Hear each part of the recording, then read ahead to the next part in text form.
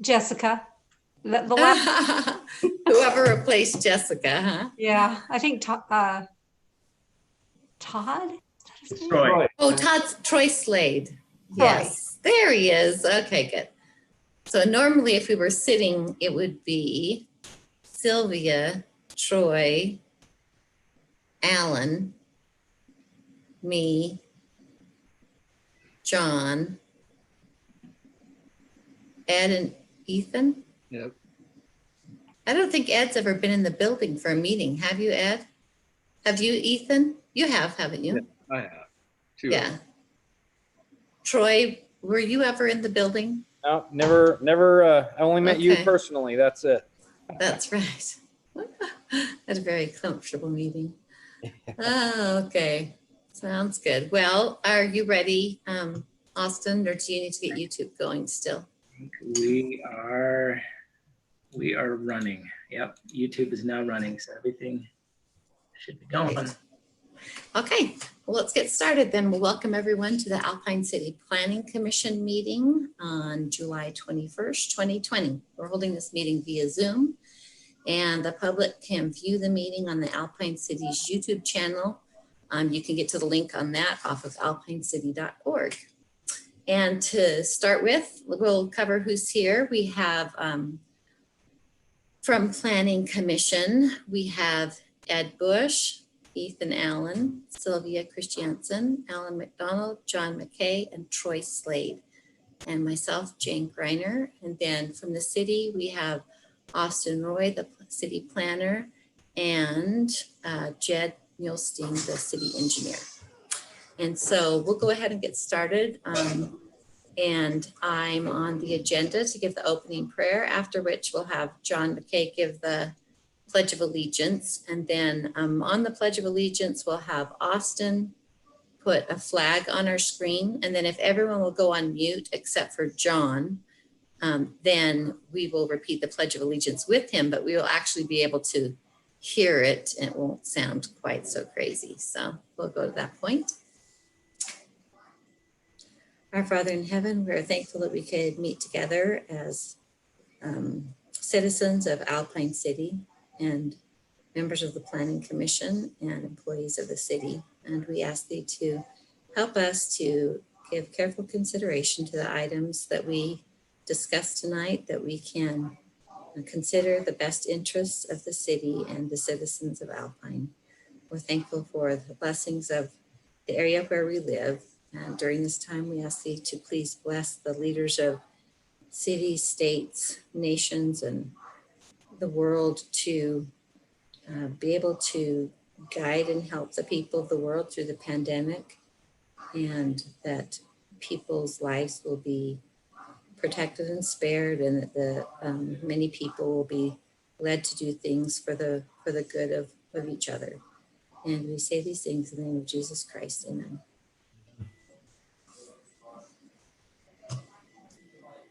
Okay, so. All right, will you join me in the Pledge of Allegiance? I pledge allegiance to the flag of the United States of America and to the republic for which it stands, one nation, under God, indivisible, with liberty and justice for all.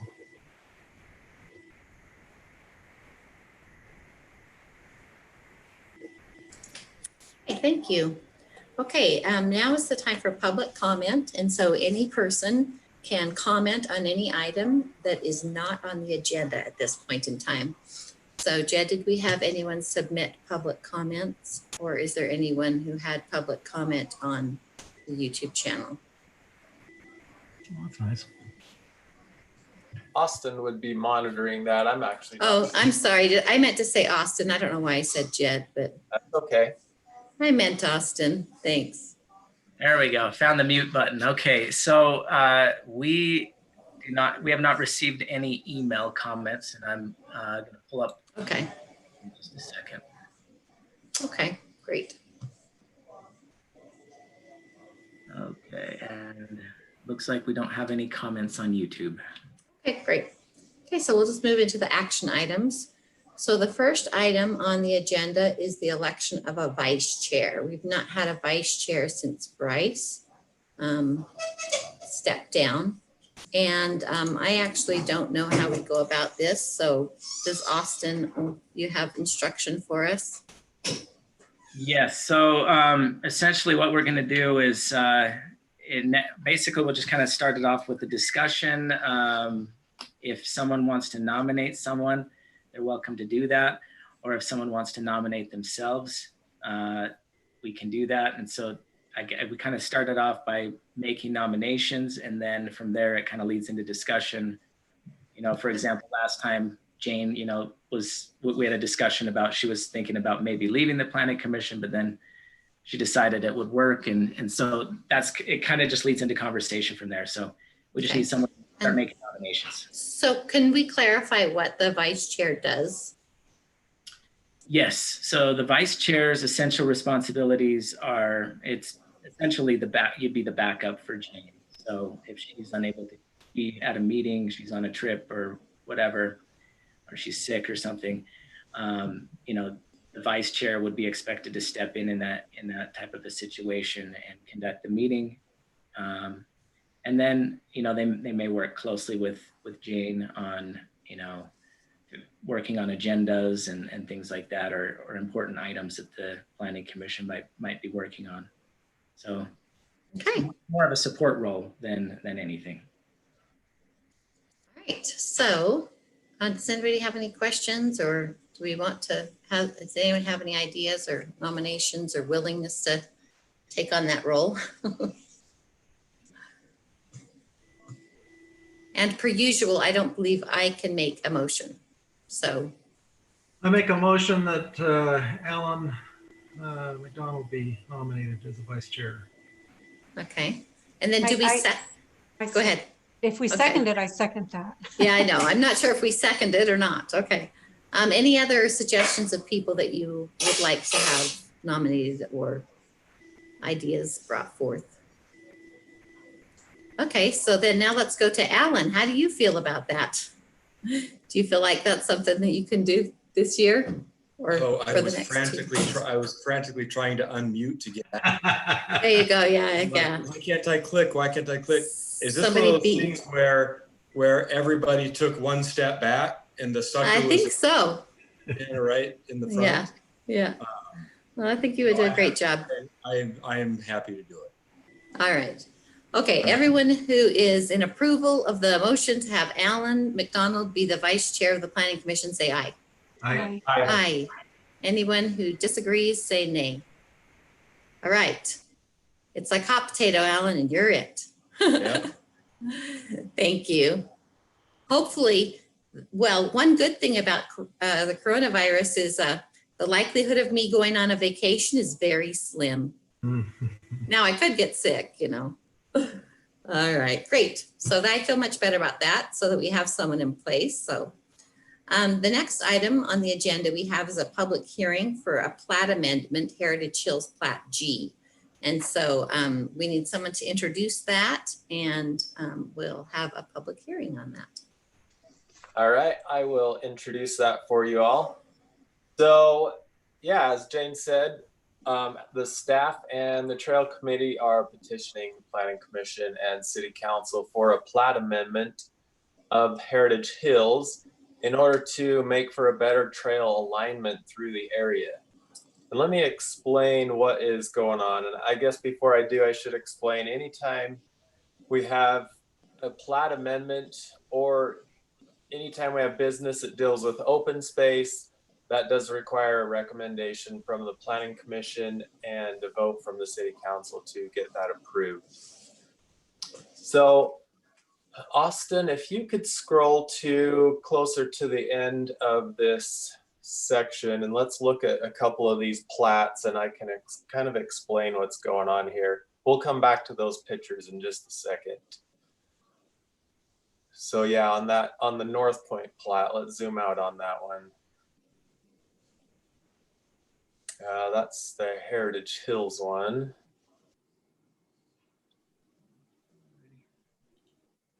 Let's see. That's Heritage Hills. There's North Point. All right, perfect. So on the top side of this plat, you can see lots 12 and 10. And then right above that, I'm zooming in, sorry. yeah, thanks, zoom it in just a little bit. And actually, we could probably leave it right here for just a minute and I could explain things. So right there across the tops of lots 10, 12, and 13, you can see that in the small writing there, if you put your reading glasses on, you can see there is a 5-foot wide public trail alignment that goes across the tops of those lots. Well, when it came time to actually build those trails, we ran into a few hiccups. And if you could go back to the pictures, Austin. The pictures are on pages 8, it looks like, of the PDF. So here's the first problem we ran into. Right there, this is looking westward across lot 12 from Deercrest Lane up there. The first problem we ran into is Rocky Mountain Power put their power box dead center of our 5-foot utility easement. So that is problem number 1. And I should say they are within their rights to put their utilities in that easement because this is a public utility and trail easement. So they were within their rights to put it there. But yeah, so let me move on. So let's go to the next picture. So the next problem we have, this is on the other end of, this is between lots 10 and 12 on the property line. So looking on this side, if you see that T-post in the background where there's an arrow kind of pointing to it, that is the point the trail needs to get to before we can turn it northward and take it into Heritage Hills, which is just on the north side of this property line. And what this picture doesn't show very well here is on the left side, it says there's an existing retaining wall that's 1 to 9 feet tall right there. And like I say, you can't see it in this picture very well, but there's an arrow pointing down towards some rocks. Right there, it starts at 1 feet tall, but it merges into this concrete retaining wall here. And that concrete retaining wall is about 9 feet tall. And so if we're going to put a trail right here, number 1, the lot 10 owner has to change his retaining wall for us, which it's with.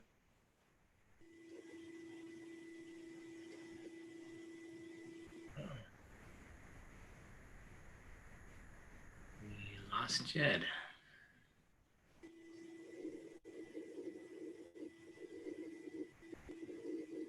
There, I think he's back. There, now he's back. There he is. Okay, thank you. The power actually just flickered at my house, so I'm glad my iPad stayed alive here.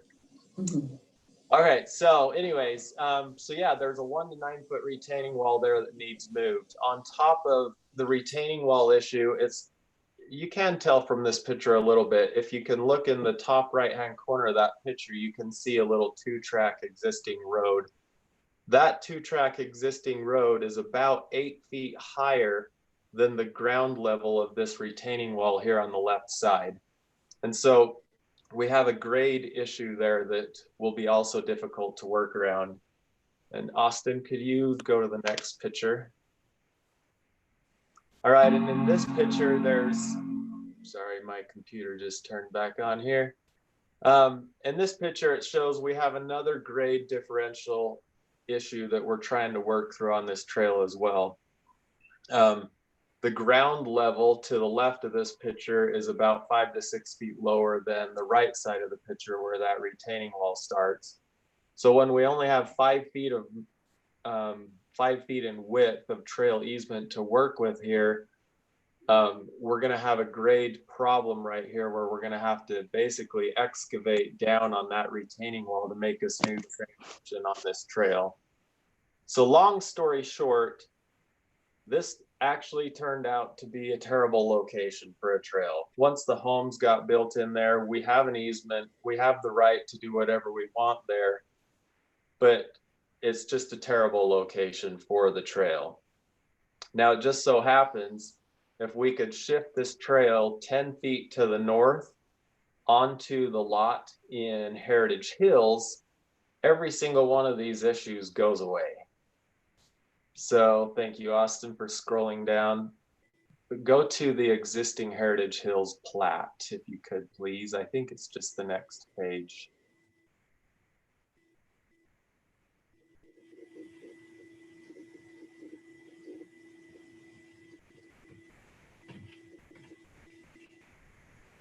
So this is the plat for Heritage.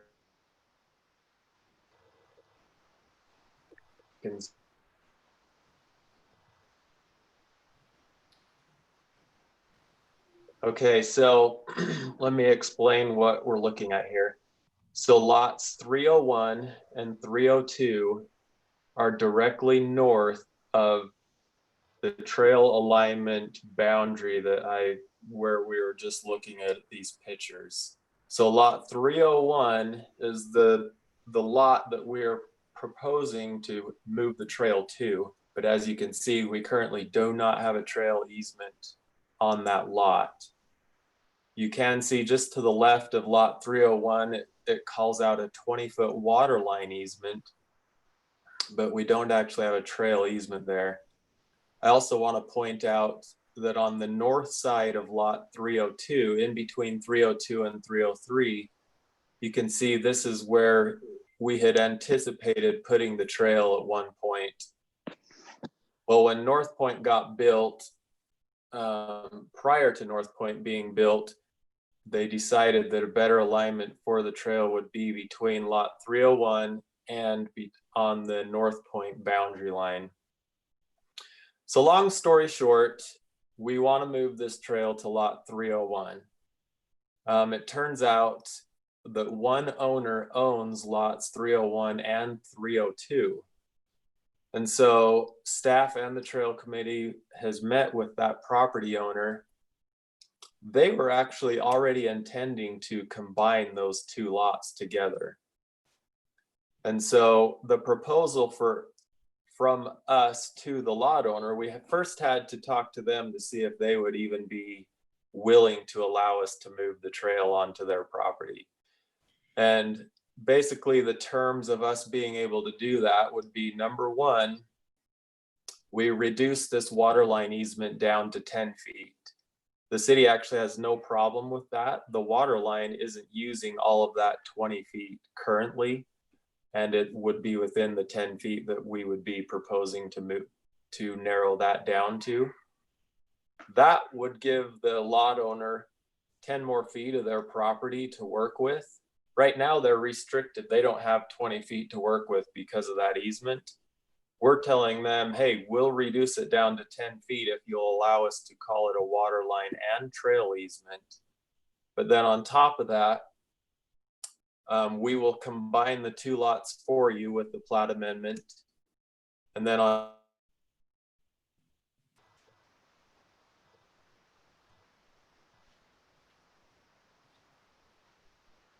we'll actually deed to you space between 302 and 303. Thanks, Austin, for going to the next plat. And this essentially makes it so that property owner will never have to worry about having trails on two sides of their property. Now, the reason we're okay with doing this is because for the same reasons, we don't like the trail location on the north side of things. The space between 302 and 303 was actually kind of a steep hillside, and it would have been multiple switchbacks to try to get the trail up through there. It actually wasn't a great location for the trail either. So we were okay with that. So yeah, that would be the proposal. We give them space to take away that northern trail. They give us space on the south side to have a trail in a better location. And then we also combine the lots for them. Anyways, after talking to the property owner and working with the trail committee, we really felt like this was a win-win situation. It does involve giving up a small amount of open space, which is why it's here before you guys tonight. And I will say, Will is on the line also. He could chime in here. you guys have any questions. Just quickly to say that we back this 100%, and it's amazing. Sometimes stars align, and in this particular case, it wasn't that necessarily as it was Jed's good work, because we got looking at trying to move that power box. It was in the thousands of dollars, and then all we could do is turn it sideways, and so we still only had 2.5 feet. And Jed was able to get these owners online for us, and so this is a home run. This is such a great deal because it's right now directly across.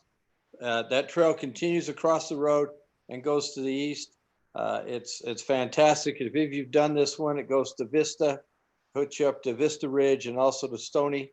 And it's a trail that surprisingly used a heck of a lot more than I ever would have guessed. So yeah, we are endorsing this. So much better, so much better. Yeah, you can see right there on the aerial image where the current trail kind of winds its way down to that point. We just didn't have a connector for it yet, so we're excited to get a connector for it. Okay, so any questions? I have a Uh, question. Mhm. Was this a required open space? And if so, does it still leave the amount required? So yes, it was, and yes, they still have the amount required. I don't have the exact numbers for you, but Heritage Hills actually gave more open space than they were required to up front. Thank you. On the 20 foot to 10 foot easement, is that along the back side of the lot or I don't know, the straightest line? Which side are you talking about changing from the 20 foot to the 10 foot? Yeah, Austin, could you point that? Thank you. So right there on is where Okay. the cursor is. That used to be 20 feet and we're proposing it be 10 feet. But on top of the 10 feet, it's also a trail easement, not just a water Right. line. Public utility. Right. And so why was it a 20 foot before? What is that easement? What was it used for prior? And does it continue along the entire side of that property line? It does. The other lots, 316, Yeah. 315? No, it only goes straight east and west. We have a water line that goes straight east and west through there. Jed, didn't we move that water line now though? It is abandoned, but it's still there. So yeah, that's all we're doing, just protecting what's there, because we did realign the water easement in North Point. It goes down on the road. So, but it's just an area the city says, we got it, let's keep it, we got it. And we say, well, we can both use it. Yep. Yeah, so you don't foresee any problem in changing the 20 to the 10 and in the future? Okay. No. Any other questions? Okay, well, let's go ahead and open this up to a public hearing. So we'll open the public hearing portion of the meeting, and if anyone has submitted or is online or on the Zoom call that would like to make comments on this, now is the time. So Austin, do you want to verify no comments anywhere or no emails? Doesn't look like we have a whole lot of people watching tonight. Yeah, not a big crowd right now. 2 people. And we're glad you're here, whoever you are.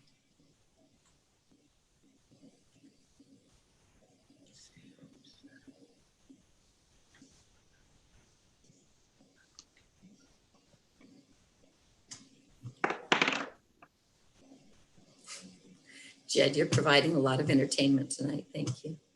Oh, good. It's just, we never know when your voice is going to come or go. Yeah.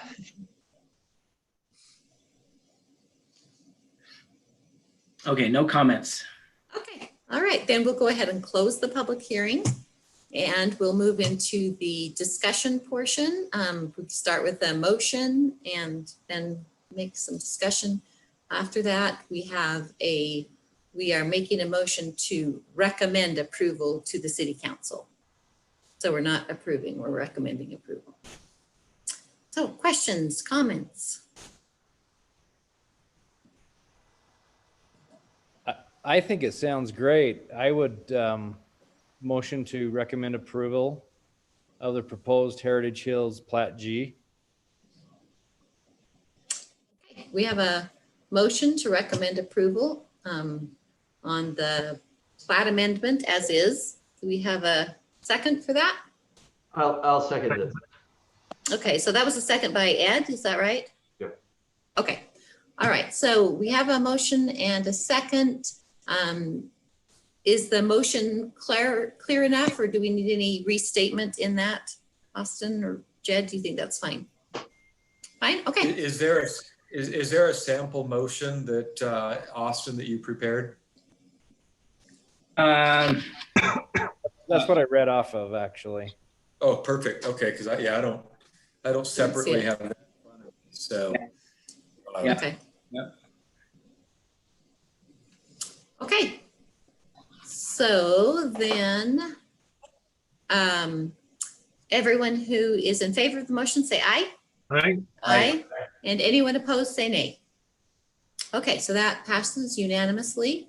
And we will move on to the next item on our agenda, which is another public hearing. It's the general plan and land use regulations, gateway roads and streets. And so we're going to hold a public hearing and make a recommendation to the city council regarding this. So first, let's go into the introduction portion. Okay, so on July 14th, 2020, which was the last city council meeting, the city council adopted resolution 2020-09.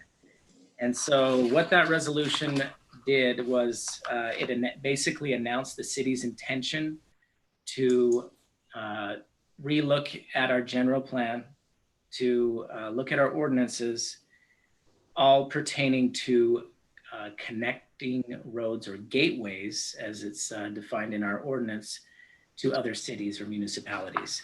And so we're announcing our intention that we're going to be looking at all aspects that pertain to the gateways to other cities. And in so doing, the city council essentially put a 180-day period for the city to review that and to put any applications on hold that may come forward that have a connection to a neighboring municipality. And so that went into effect immediately on July 14th, and which essentially now kind of gives the city time to go through our stuff, our ordinances and our general plan and craft that. And so what we have is we're in a unique situation here. So in 2008 or 2007, actually, the city adopted a general plan. That's the actual general plan that we currently have right now. Now, earlier today, you all probably received a link to our general plan. We have a draft general plan that the Planning Commission spent several years working on. This was back, it's been over the last, probably been a year or two since it was in Planning Commission. But 3 years before that, to the Planning Commission, for 3 consecutive years, the Planning Commission was working on crafting and simplifying the general plan. It was felt that the existing one that we currently have adopted was, lengthy. And so that's kind of that the draft general plan has not been adopted. It's kind of gotten stuck in the process, but one of the aspects that the Planning Commission did look at was the transportation element, which is the element of our general plan, which deals with, roads and connections to other municipalities and those types of things. And also part of the general plan is our street master plan. And so our street master plan is a literal map, and maybe I'll pull that up here, which shows all of the roads and within the city, and as well as potential future roads. So if there's a road that we expect to go through in the future, you'll see that as a dashed or dotted line on this diagram here, which is our street master plan. And again, that's part of our general plan. And so the city council due to recent happenings in the city, has asked that the Planning Commission look at these documents and kind of review where we're at, and does this meet our plan moving forward. And in addition to the general plan, they also want us to the Planning Commission to keep an eye out for any potential ordinances that may be affected by this or that may need to be changed. And so one of those that staff would just like to highlight here is section 4.07 of the development code, which is our streets and street requirements section. That does outline a lot of our road requirements there. And so that's probably a section that we may want to take into consideration as we look into this matter. So when the city council adopted the resolution on July 14th last week, they kind of gave some ideas of what we could look at. And so staff tried to determine, what needs to be included in this. And so if you look at your cover sheet here, staff is recommending that these items be included as the Planning Commission considers this matter. So first and foremost, our general plan does not define what a gateway is. So the current adopted general plan, the one that was adopted in 2007, it has a statement in there that says we seek to preserve the 3 gateways into the city. And so historically speaking, the 3 gateways have been Westfield Road, Canyon Crest, and Alpine Highway. Those are the 3 gateways into the city. And that's what it was being referred to in the original general plan. So if we want to consider a gateway as something else, or is it a connection to a neighboring municipality? Is that a gateway? This would be a time to reconsider, or actually even just create a definition, because we don't even have a definition for gateways. So that's something that's probably needed if we move this forward. The next item that we need to consider is we need to clearly, after we have a definition of gateway, we need to define which roads are gateways, because you could consider a bike trail a gateway into another city, depending on your definition. And so, depending on how we define it, we need to carefully select which streets are considered as gateways. Next point, if a future proposed connection is not shown in the city plans, an amendment to the street master plan should be required before the future proposed connection is allowed. So we would recommend that the street master plan kind of be our guide. And if there isn't a road shown on there, then an amendment should be required. And we should probably make some language in our ordinance that specifically says that, which would make it easier for us to deny a potential future application that wants to make a connection that the city doesn't see as beneficial. Another point that the staff would like to recommend that the Planning Commission consider is that previously planned future connections will not be affected by the changes that we make here. So there are some planned connections to Highland, for example, in the south of the town that there have been stubbed roads there. I don't know if you guys remember, but the Beck Tree Farm recently sold, and that's in the process right now of a boundary line adjustment where the portion that is inside Alpine City, there is a connection there. And so these were planned connections that have been there for some time. And so, being that the city planned and those were part of the plan, we would recommend that we. Only 1 hour. Okay. Sorry. And then finally, we just need to make sure that we're not overlooking any of our codes or ordinances that as we look at this. So that staff is kind of recommending that the Planning Commission take a look at those. And so again, as I said, it's a resolution that was adopted last week. the city council is specifically asking the planning commission to evaluate our general plan. And so as we do this, you know, I think there's an intention there to eventually move this draft general plan that we have in place to move it forward. And so I would recommend that we kind of start with that, since we've already been drafting it, and it'd probably be easier to adjust the language in the draft general plan rather than going back to our 2007 general plan and trying to adapt that.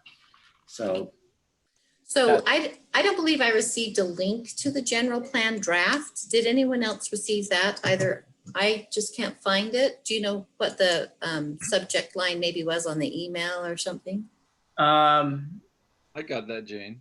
I received the links that were sent today. there was a link earlier today. Yeah, It and was so sent. and let me clarify, Jane. I want to make a clarification here. So tonight, and for the purpose of what the city council is asking with this resolution, we don't want to look at the entire general plan per se, but we want to look at the part that applies to this specific. Correct. And so in your packet, we've included the transportation and traffic circulation element, Right. which is specifically applicable to what we're talking about. Because if we start talking about like moderate income housing or something like that, that's just not Sure, no, I understand. And but I do want to clarify what the city council's intention is. So once we go through and we modify this, we add a definition and we make it what we feel like is the intent represented here, then are they asking that we look over all the parts of the draft general plan, or will they then propose that draft general plan is brought before the city council and adopted? So the way that this would be handled is, so it's kind of like our street master plan. The street master plan that we have, let me just pull that up on the screen here. Or maybe I already passed it.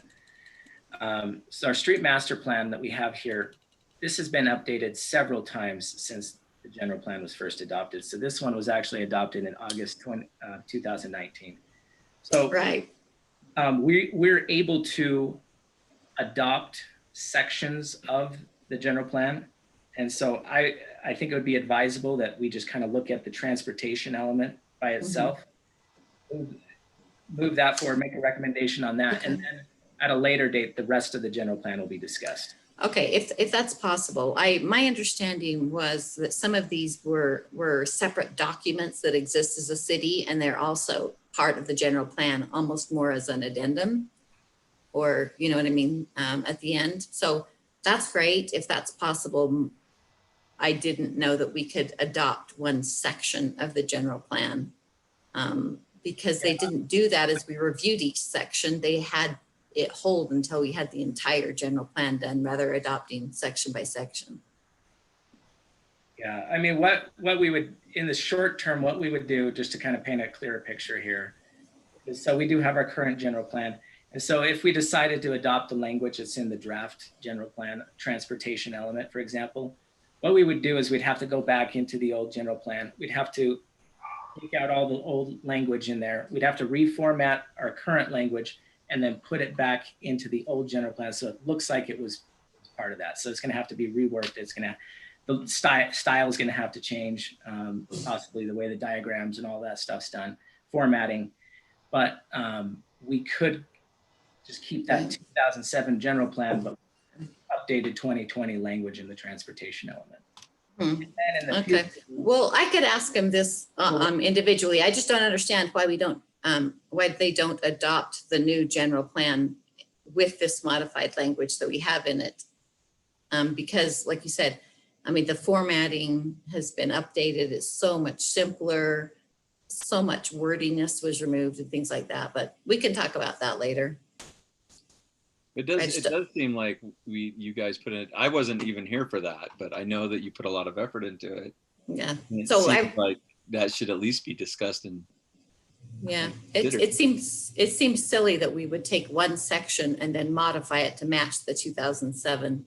But let's just discuss the items that we're supposed to discuss so we can talk about what procedures we want to do. Said is this resolution, the clock is ticking, so we have 180 days right. to change. And that's get hung up on other elements of the general plan. it could potentially take longer than that. So Absolutely. No, that's fine. So what exactly are we having a public hearing about? If anyone wants to make input on this section of the general plan? So what we're having a public hearing on is the resolution. So basically the city has announced its intention to do this. And so now people can make comments if they are for or opposed to the city's intention to prohibit any future connection without first amending the general plan and the future plan. Okay, so then we'll go ahead and we'll open the public hearing portion. As Austin clarified, if anyone has commentary or would like to give their opinion on the motion that was put forward, the intent to review. Whoops, I've lost my screen. Hang on here. I keep trying to scroll on Austin's, on your packet, not my own packet. So anyway, so public hearing is open. Is there anyone who has comments on this?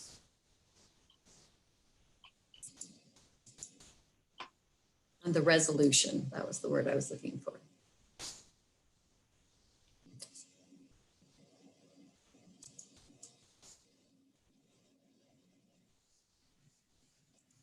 We have one person watching and they have not chosen to comment. Okay. Well, we will close the public hearing portion then, and let's move forward with reviewing. As we discuss these different items, are we supposed to just say that we are actually supposed to give our recommended changes to this section? Is that what what we're looking for right now? Yeah, I mean, I think where we should start with is maybe some of the bullet points there on the cover sheet. Right.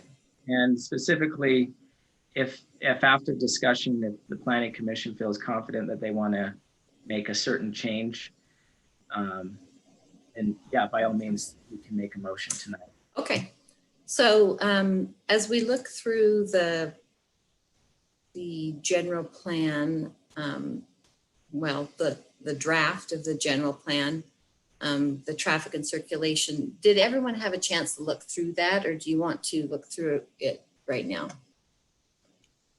Maybe we should just summarize it, but basically the goal, create and maintain a multimodal transportation system that is pedestrian friendly, safe and efficient.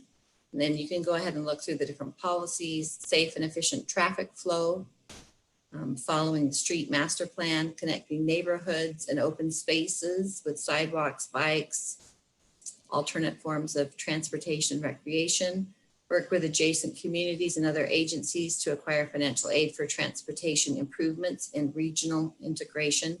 This was something that you could participate on some of the committees that like UDOT had, and then a certain amount of money would be granted to the city to work to improve transportation. And so this was just communicating that they put as a priority working with those agencies so that our community has access to funds. For example, where you leave Alpine and go into Highland, that intersection there that goes toward the high school, there was, there was a project there that if everyone participated in, there could be some monies to improve that intersection.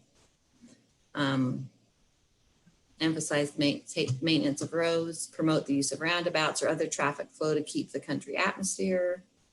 And then the street improvement plan, this showed how many years they went through, I believe, with needing improvement.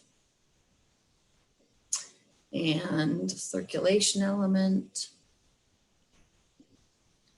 Now you're getting into the old general plan there. Oh, okay. So that's where it's much more concise. Right. So the first 2 pages is the current general plan, and then the other is the old general plan. So where as you guys look at this, where would you propose, would you say like under the policies that we would want to add as a policy here to maintain our gateways to the city?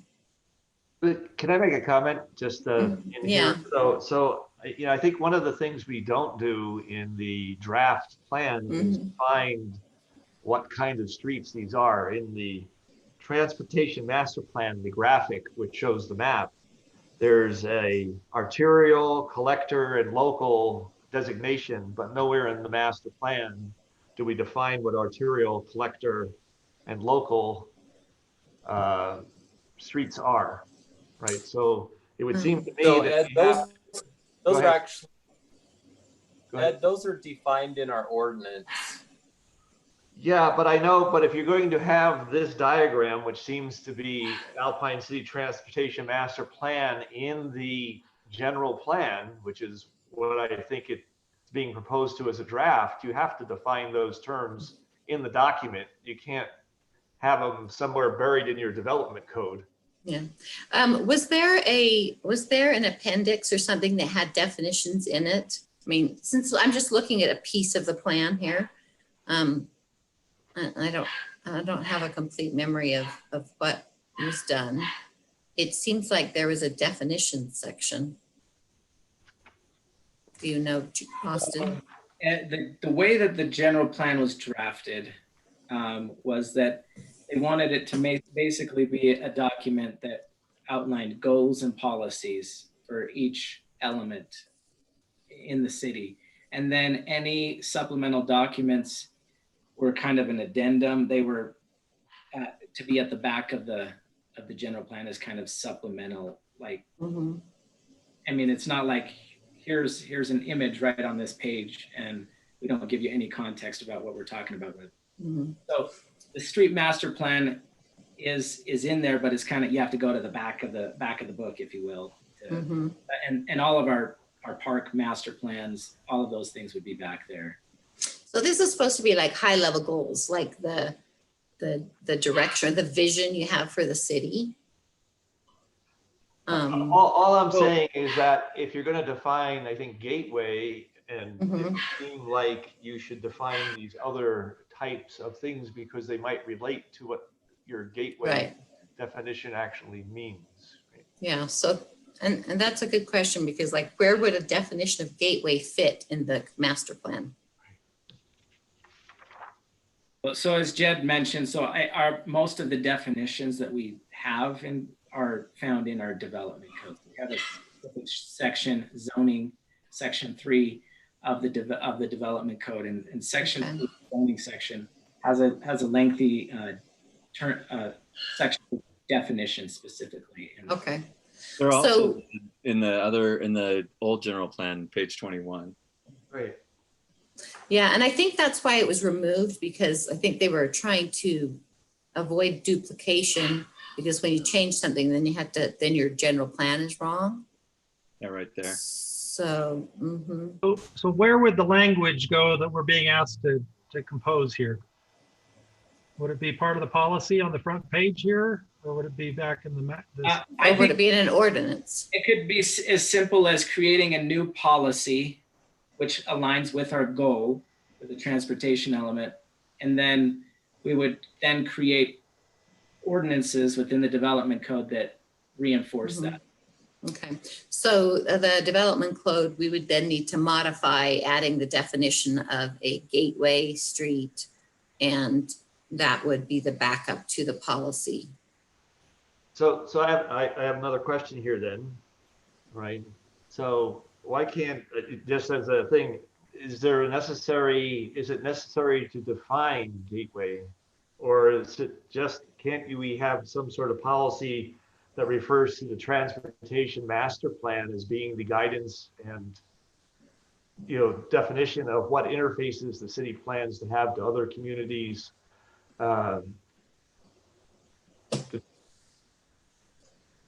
mean, it can be as broad or specific as you would like to recommend, as you feel is the need.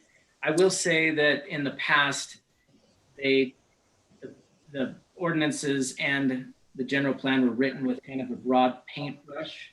And so they didn't want to get into the details of what a gateway is. They wanted to leave it open to interpretation.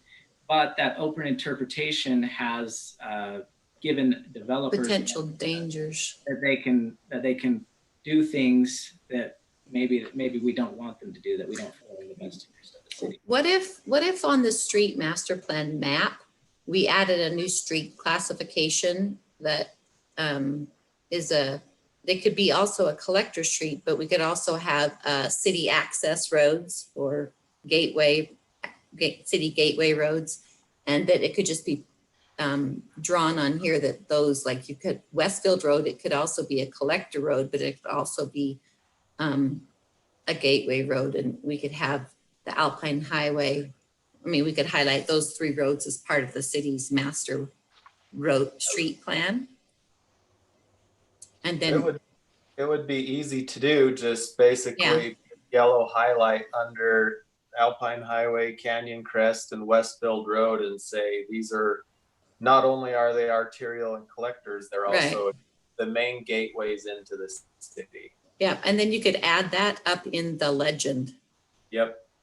And then that would take care of it without any wording. And then if we wanted to, we could add another policy if we felt like we wanted to clarify that, you know, preserving, I don't know, whatever.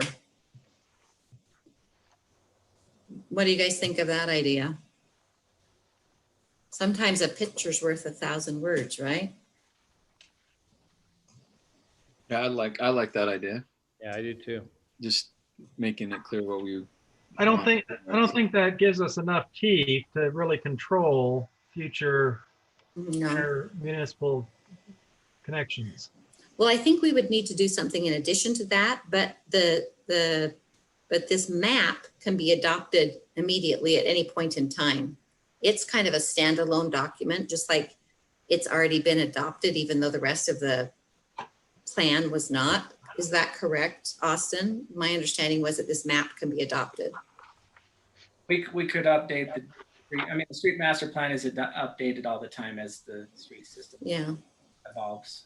So that's something that could happen quickly. Not that we don't want all of it to go quickly. And then maybe we could give it some teeth down inside the master plan. Either way, I think we should change the map and then whatever we want to do in addition to that. So Austin, I have kind of a larger procedural question. Could you go back to just the first agenda page? To which page? I'm sorry. Just the first page of the agenda item for this. Okay. Yeah, right here. Yeah. So big picture, is we're trying to provide clarity for the city, the staff, planning commission, the council, and the public and developers, et cetera.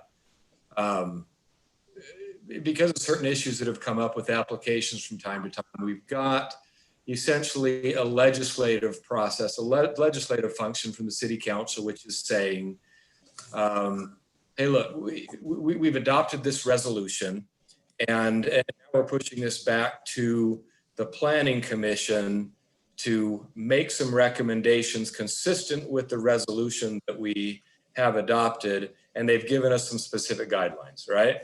So far, that's where we are. Right. Things they want addressed. Okay.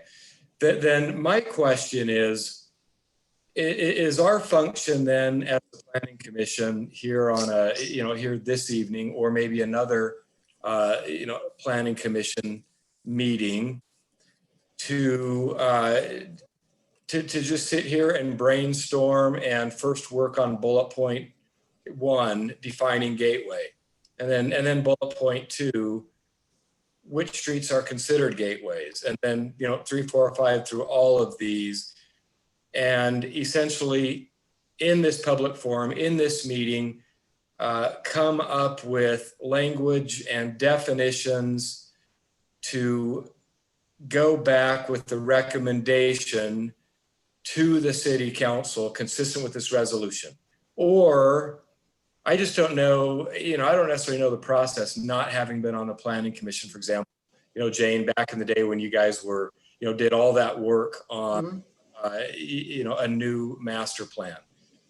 Did you do all that work in a meeting like this? Were there prior breakouts where you worked on some of these issues, came up with language recommendations, and then and then brought them to the to this planning commission for discussion? In other words, is there a creationary process that goes on outside of this meeting, or are we kind of sitting, brainstorming all of us together, coming up and finally come with language? I mean, it doesn't seem like sitting in this forum on a Zoom call is the most efficient way to try and figure out how to define gateway.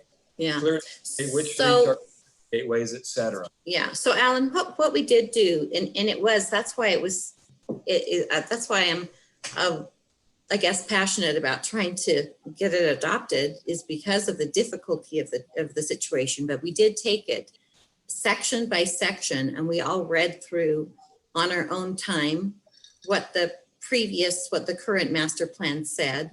And then it was Jason at the time who was the city planner, but he would come back with some suggestions of where it was redundant. We would submit to him changes during the week that we thought, we liked. And then he would take all those things and put together some kind of a proposed revision.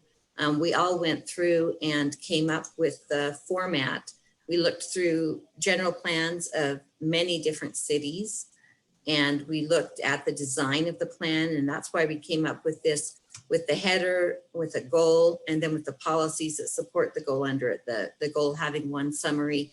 So, all of that, we kind of decided on a format, and then we followed that format for all the other sections. But, no, we didn't go through line by line every time, but we did sit and discuss, what do you guys think is a good wording for this? What do you think is a good wording for this? And then we would talk and give ideas, and then Jason would go take whatever we said and put it together during the week and come back with it and say, okay, based on our last discussion, I've redrafted this with your recommendations.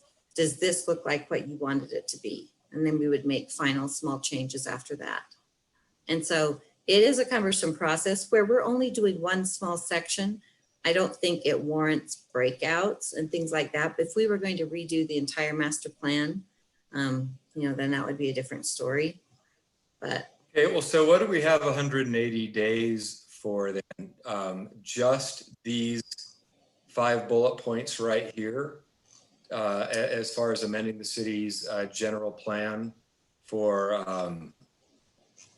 So what the 180 days is it specifically freezes any applications that are coming forward to build it in the city, that we're saying, hey, we're working on this right now, and we don't feel like it's fair to the city that you come in with an application for a road connection that we didn't plan, and we're working on that right now. yeah, so it just gives us some time to look at this. So The 180 days is just for the gateway issue, right?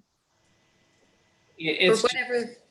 It's for any land use application that may come into the city proposing a connection to a neighboring municipality. And those bullet points are recommendations. Like if any of us feel like, for example, we say, okay, well, let's clearly state which streets are considered gateways. So we could say, okay, well, we feel like we can clearly state that by just modifying the map. Or maybe we'll think of something that's not on here that we feel like, this is really lacking from, a legal standpoint, or from a just general flow, or doesn't read very well. These are the recommendations that they want us to look at. So anything we do, I think we need to ask ourselves, is it 100% clear what a gateway is? Is it 100% clear which streets we intend to be the gateways into the city? Is it completely clear that no development will be considered if it proposes a connection to another city that doesn't currently exist in the master plan? So we're just trying to, so anything we think needs to be in this to tighten up any loose ends, to protect the city from what we don't want, to make sure that we have what we want to have happen. Okay, I understand that. So it seems to me like what would be a more efficient use of time then, for example, would be like unless any of us already have, for example, written down proposed definitions of gateway, a clear idea where we want to state which streets are considered gateways. Each of these bullet points, I'm just saying it seems to me like a more efficient use of our time is to table it for now and then say, okay, in our next meeting, let's ask city staff to provide input, a definition on gateway, on bullet points 2, 3, 4, and 5. And then likewise, as members of this planning commission, to perhaps have, something maybe each of us have relative to these bullet points. Otherwise, it just seems like we're all scrambling in some kind of a process and we don't have any, and nobody really has any clear proposal or even substantive language or wording to make any kind of a motion today on Right. Yeah, I don't think we have to make a motion today. I mean, if we wanted to just throw some things together, but I don't think there's obviously time that we could take to do this right. Can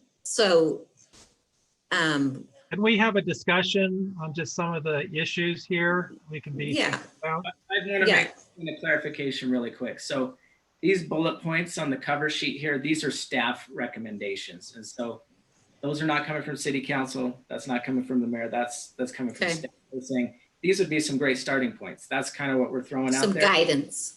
But it's up to you guys if you want to move in that direction. I mean, maybe you don't like any of those bullet points. I don't know.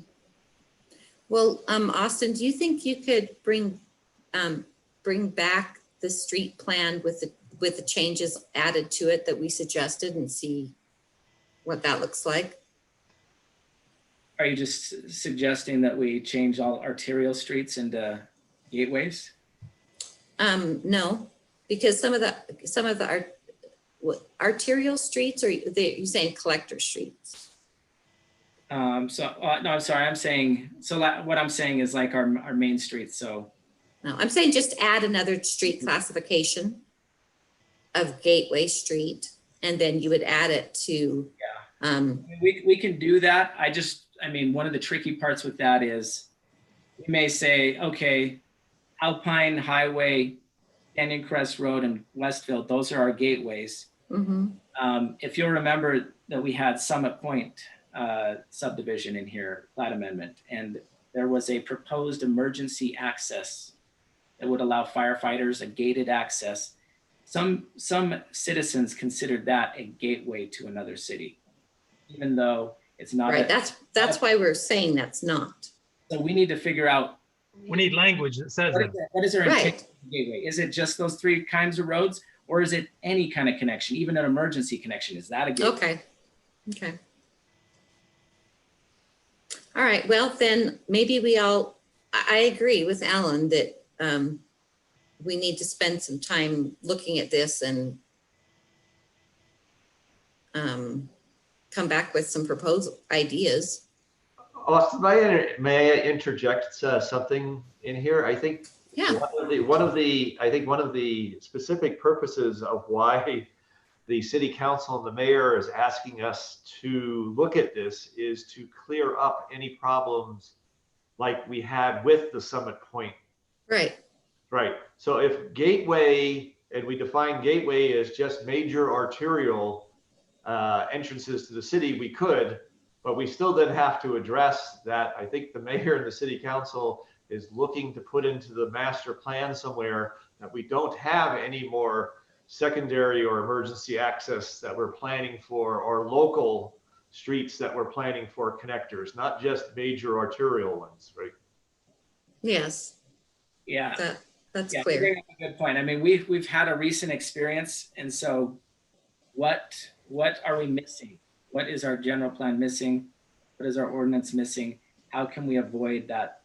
Those recent experiences? To me, to me, the general plan should, it is, like we said, general, And I really feel like some of these changes that we're talking about really belong in the ordinance. Because if you look through the different points on a general plan, like it doesn't get down into the details of every little thing. What parts of this do you think belong in the general plan, and what parts do you think belong in the ordinance?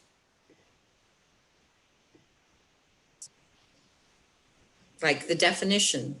Do you think the definition of, I mean, we don't have to use the word gateway, but it's just traditionally been used in the city plan. So, I mean, should that be, are we looking at an ordinance and statement in an ordinance versus like these policies are basically, you know, preserve, like you could just add a 1.6, preserve the 3 access points to the city as this road, and this road, and maintain those as the sole city access roads. I mean, you know what I mean? If you want, you could stick that right here in the policy. But some of these things that, you know, they don't exist in the general plan, as you mentioned before, those things exist in the ordinances. Well, if we really want to get into detail, on page 3 of the draft city plan, we actually use the term get 3 gateways into the city. So somehow we already had adopted that language in the draft plan. Yeah. Right. It is just not in the transportation and traffic circulation Right. section. And that seems to refer to, I would imagine, to Canyon Crest, Alpine Highway, and Westfields, right, as the 3 gateways. Does it specifically state them? No, it just says preserve and beautify the 3 gateways into the city. So maybe that's a section of the general plan that should be changed to state the city names or the street name. On your proposed plan, you have South High Bench Road would also be a gateway if that were completed. Yeah. Right? Because that would come from Cedar Hills. Yeah, Highland or Cedar Hills or whatever that neighborhood is right there. Yep. And there's another one off of 800. Yeah, you're right. And Bangerter property. Well, and if we really want to get into that, if it's any interface of a road going outside the city, we do have it to the unincorporated area of the Lambert Park Estates development, as well as Grove that continues outside the city boundaries and then goes and ends up at the National Park Service parking lot. Mm-hmm. Right. Good considerations. Right. But I think for the most part, there's not going to be much development coming from any direction except from the west, right? So really, we're just worried about what's going to connect from Highland, from Lehigh or Highland, whatever that is over there. Yeah, but if we put it in, but we should probably define all of it. Yeah. Well, so what do you guys propose?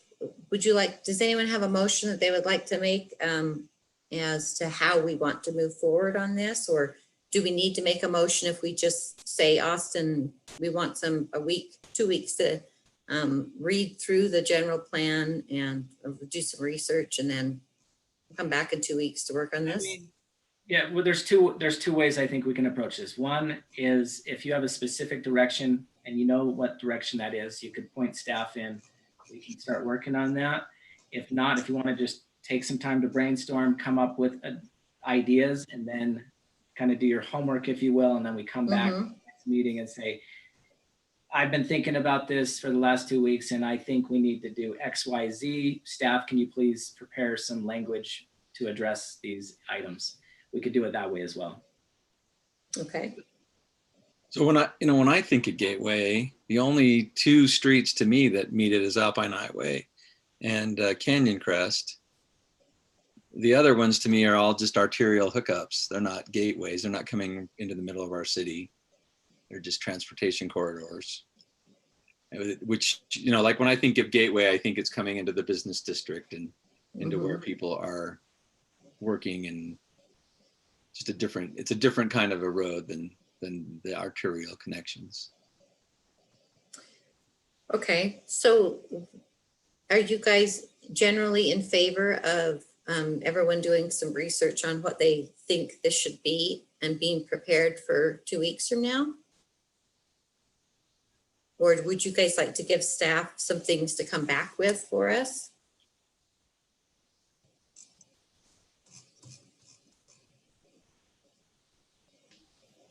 What's the general feeling? Austin, when you mentioned, breakout, is that, and again, I'm a little fuzzy again on appropriate extracurricular get-togethers, for example. I mean, are we permitted to, or can we as a planning commission get together and brainstorm and come up with a consensus on some ideas to present and propose? Or does all of this brainstorming and discussion need to take place in a public meeting? Yeah, that's a great point. Glad you asked that. We should clarify that, due to the Public Meetings Act, we're required to conduct and hold our meetings in a public forum. And that's where that makes this kind of tricky, is because you're supposed to do everything in a public meeting that anyone could just come in and watch and participate. That being said, you could, in theory, meet up with one other planning commission member, discuss it. That's not considered a quorum. You could have an outside discussion between that's something that could be appropriate. But if let's say 4 members of the planning commission decided to get together at Jane's house next Friday night or something, that would be a violation of the Public Meetings Act. So we have to be very careful how we're meeting and discussing this outside of the meeting. But I mean, you could just do, it could also just be, I'm doing this personally, I'm looking at this and brainstorming myself, or, I don't know. I'm just, those are some ideas, but. Okay, so that includes, for example, circulating emails amongst one another on some of these definitions or issues. Yeah, I think I'd have to double check with David Church, the city attorney, but I think there's a kind of a murky area there when does an email chain become a meeting? And so I don't know when you would define that as a public meeting, or if that is defined as a meeting. Well, do you want to check with him on that to see if we want to bounce ideas off of each other during the week? I can look into that to see if we can, that would make life a lot easier if we could all just have an open conversation in an email. Yeah. But it does make sense, the Open Meetings Act, as to why they do that. It's to protect, it's for transparency, not to hide anything from the public. Yeah, I guess my question just sometimes is that again, the process of sausage making can be, convoluted and messy, whereas, you essentially present and discuss a finished product in a transparent, open forum, where there is public comment allowed and then a public vote. I just wanted to make sure and clarify so that we didn't, step out of bounds, whether any of that messier sausage making process could be done outside of the planning commission meeting. But I think you answered that pretty well.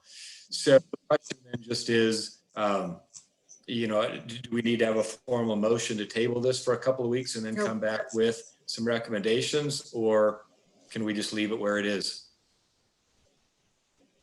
I'm sorry, you cut out, Alan. Can you repeat your last couple sentences? Yeah, just my last sentence was whether or not we need a formal motion to table the current discussion pending further thought and research until our next meeting, or can we just leave things where it is right now? That we'll in a couple of weeks with additional ideas. Yeah, we will need a formal motion. So someone would just have to just table it, and then, but you could still do what your intention is otherwise. Okay. All right. So does anybody want to make a motion on that? Unless Anyone else has a better idea of how to approach it? So I think it's pretty clear that we want to think about it a little bit. Mhm. So I'll motion that we table this for now and that we consider the definition of gateway probably is the primary thing we need to consider at our next meeting so that we can move ahead on this issue.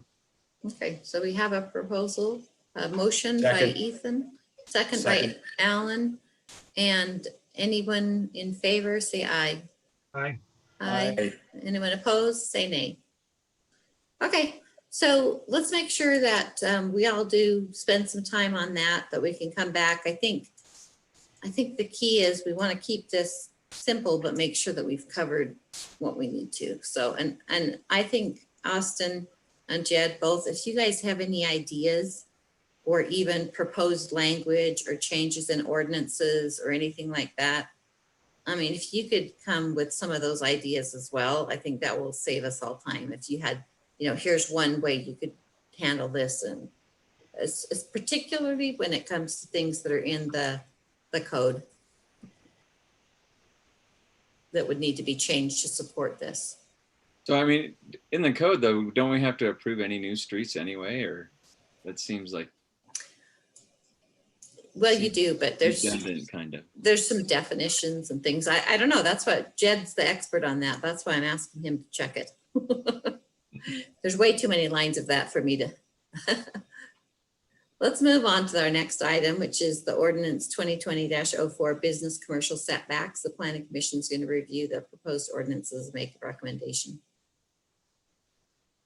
Okay, I will take this one. So this item has been to planning commission a few times now. And so where we last left off on this discussion was we discovered that the new language that we added refers to primary use, and we didn't have a definition for what a primary use is in the business commercial zone. And so staff has gone and put together first what we did some research into what neighboring municipalities are doing, and so that's on the second page in your packet in this section. But then after looking at what neighboring municipalities are doing, we did craft some language or a recommended language for a definition of primary use. And so again, just to kind of jog your memory, primary use is referring to when you have a building that has mixed usages in it. So example, it would have living space as well as a business inside the same building, maybe a business down below and an apartment up on top, for example.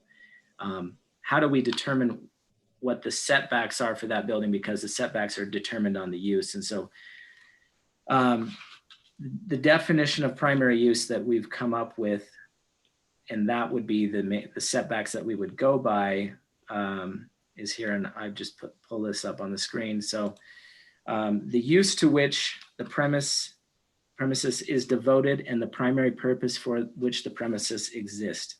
And ancillary uses square footage shall not exceed the primary uses square footage. So that was kind of the definition that we've come up with after looking at what others have done. We kind of felt like that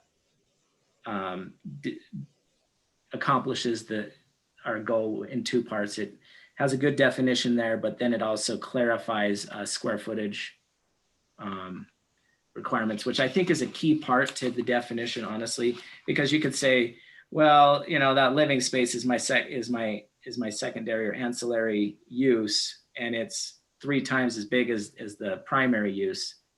So I think it's key that the definition mention or have a square footage. I like that. Yeah, that works. So I have concern with the wording of it because where it says an ancillary uses square footage shall not exceed the primary uses square footage, it sounds like we're legislating that it shall not exceed that. But are you trying to say that you can't claim that it's ancillary if it's bigger than the primary? Is that what you're trying to say there? Yes, that's essentially what we're trying to say. We're just trying to say you can't call it your primary use if the square footage exceeds your so-called primary uses square footage. Whichever one has the most square footage is the primary use. So if you're, Normally big- Sylvia catches these things, but I think that primary uses square footage, I guess for consistency, probably needs an apostrophe. Just like I s- ancillary uses. I thought I just didn't want to say it. I have such a Well, I was waiting for you, reputation. Sylvia. But I am concerned about that wording. Nothing's coming to my mind how to fix it, but it sounds like that's what we're saying. You cannot do that. This Well, is, But what you're really Yeah. saying is you can't claim it if it's bigger.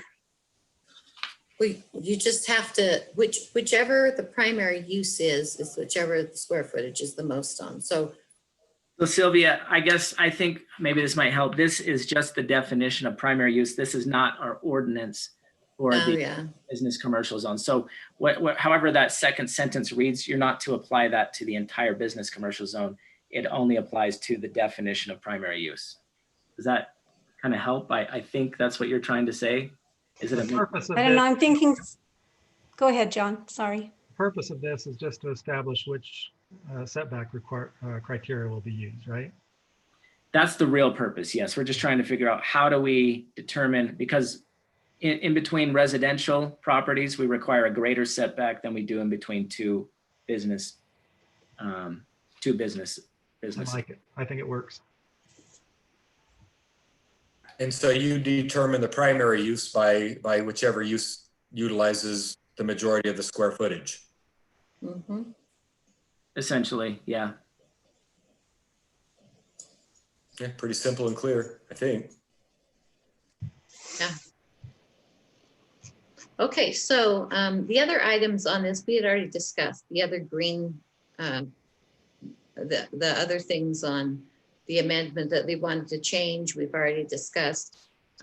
What the square footage will be, or the setbacks will be, we just didn't add to that what would happen if it was a mixed use building. And so by adding that definition of primary use, that takes care of that, correct?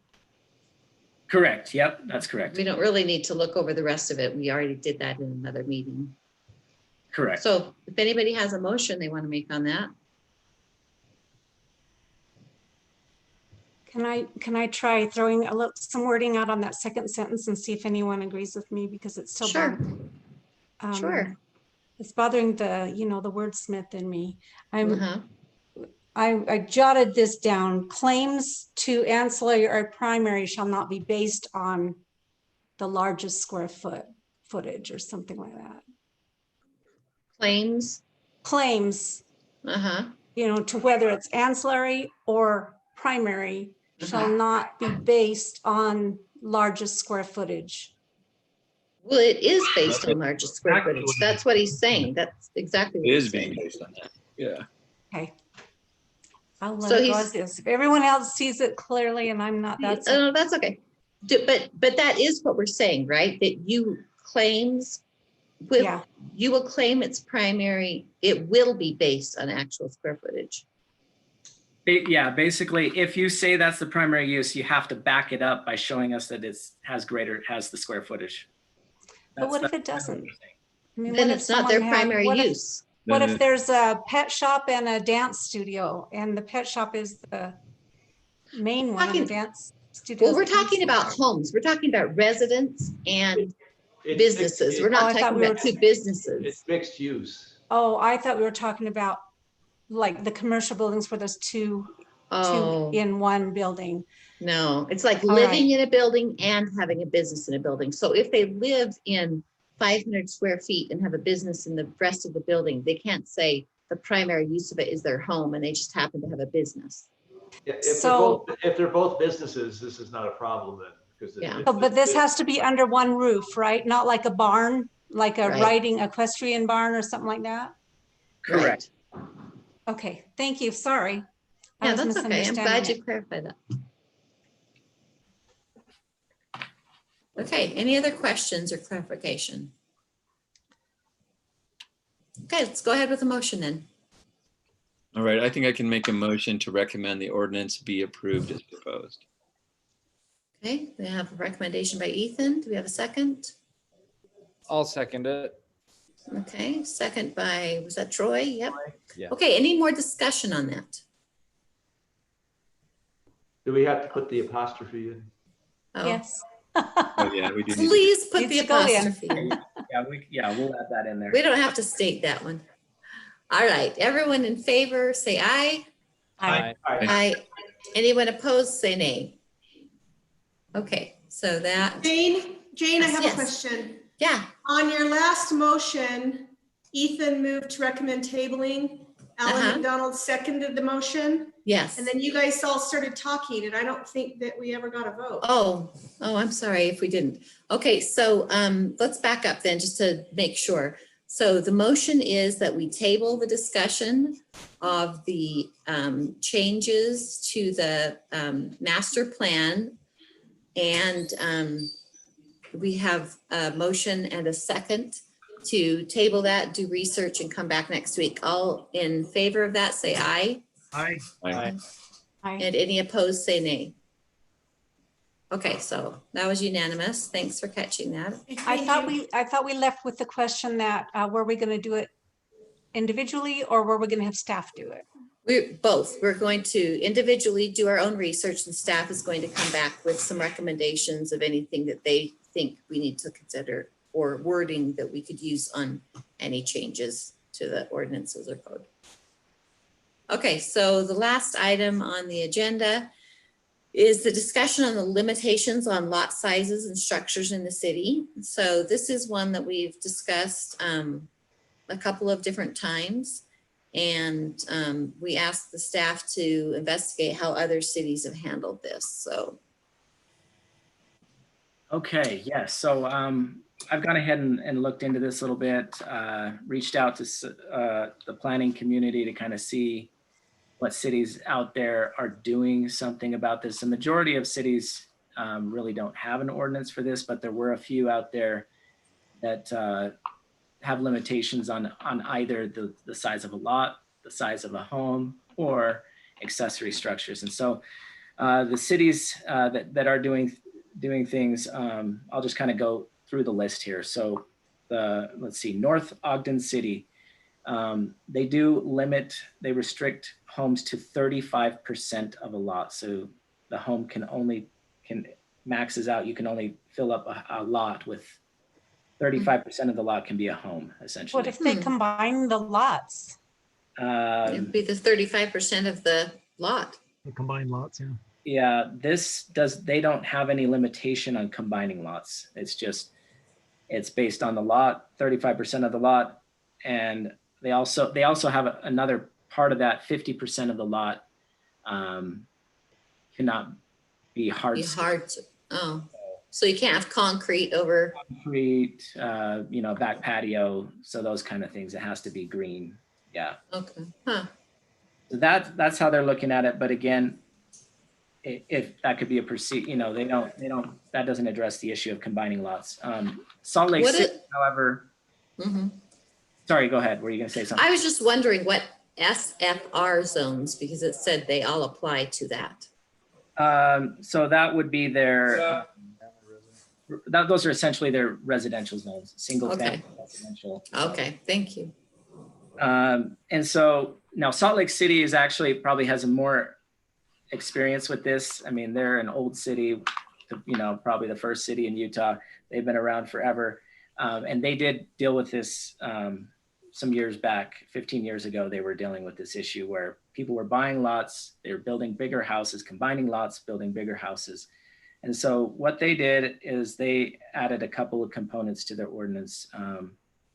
They have a specific maximum lot size in our single family zones, which equates to 1.5 times the minimum lot size. So the maximum lot in any given zone could only be 1.5 times greater in size than minimum lot size. That won't work in Alpine. We already have lots different than that. Yeah. So, I mean, that's how they addressed it there. And they have a different history than, they started off with small lot. I mean, Salt Lake's been high density for forever. Right. Alpine was a farm community with huge, large lots with tons of acreage. And so it's not apples to apples by any means. No. They also restrict lot coverage anywhere between 30 to 40%, depending on which zone it's in. So much like Ogden, you can only put a house on up to 35% of the lot. In Salt Lake, it's 30 to 40% of the lot. And they use the term lot coverage, which I would think probably also refers to accessory buildings and hard surfaces and things like that. And right now, we are only restricted by our setbacks. Someone could build clear to every setback on their property. Yes. So right now we have setback. We have three different setbacks. So we have our business commercial setback standards. Right. We have our TR 10,000 setbacks, and then we have every other zones. Right. Every other zone is the same. So the 20,000, the 40,000, and then our 5 acre zones all have the exact same setback. So I have a 30-foot front setback, even if I have a half acre. And if I have 5 acres, I still have a 30-foot front setback. Okay. Interesting. Okay. So let's see here. Holiday, they limit the size, height, and setback based on the size of the lot and not the zone. So zones are not used to determine, but the size of the lot that's used to determine how tall, how big, and what the setback will be. Nibley City has a maximum square footage limit for accessory structures, dependent on the size of the lot. And they also have a provision that says an accessory structure cannot occupy more than 25% of the backyard. And I believe Heber City actually has something really similar to that. They say an accessory structure cannot be taller than the home and no more than 25% of the rear area. Jed should know that one pretty well. I should, but I don't have enough money to actually build an accessory structure. To keep your plane and your motor home and your boat in. Yeah, they sit out in the sun. Let's see. Okay. And those were all the ones that I heard back from. I did also get a response from North Salt Lake City, and they basically told me, hey, we don't feel like, as long as it's not hurting anybody's safety and it's not a general welfare concern, we don't really care. And that's the way that our ordinance has always been written. People can do what they want to do. They mentioned that someone combined 3 lots in a smaller neighborhood, and they put a 20,000 square foot home in the middle of all these small houses. Nobody complained about it. They didn't feel like it was hurting anybody, so they didn't see a problem. Interesting. So that's what I was able to find. Again, this is kind of a unique situation to Alpine. I don't think a lot of cities are experiencing these monster homes, monster accessory structures like Alpine. It's going the other direction. They're wanting more and higher density, and that's kind of the trend right now in most other communities. What do you think some of the things that the other cities have, how would that affect some of what some people are considering problems? Like, for example, saying that it can't occupy more than 40% of the lot. I mean, do you see any of these as being beneficial to the potential problem?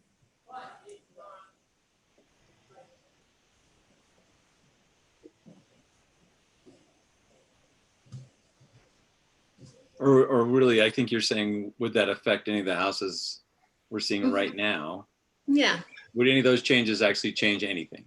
Right. If somebody combined 3 lots and their lot went from a half acre to 1.5 acres, would there be an advantage to the city, or you know, if we're worried about monster homes or unequal homes in neighborhoods, saying that, you know, hard surfaces can't cover more than 50% of the lot? I mean, I don't know. So I think from the perspective of the one that's down by where the mayor lives, I forgot what the country manor. Yeah. I think the one off of Preston, I think the one that has the rec center that's being buried under that would all be affected if we had a 40% rule. They would not be able to. A lot of these structures are being built from setback to setback across the whole. Yeah. thing, right? So if you had something like a 40% rule, you would be probably affecting them. You know, even businesses have to have so much landscape percentage on their.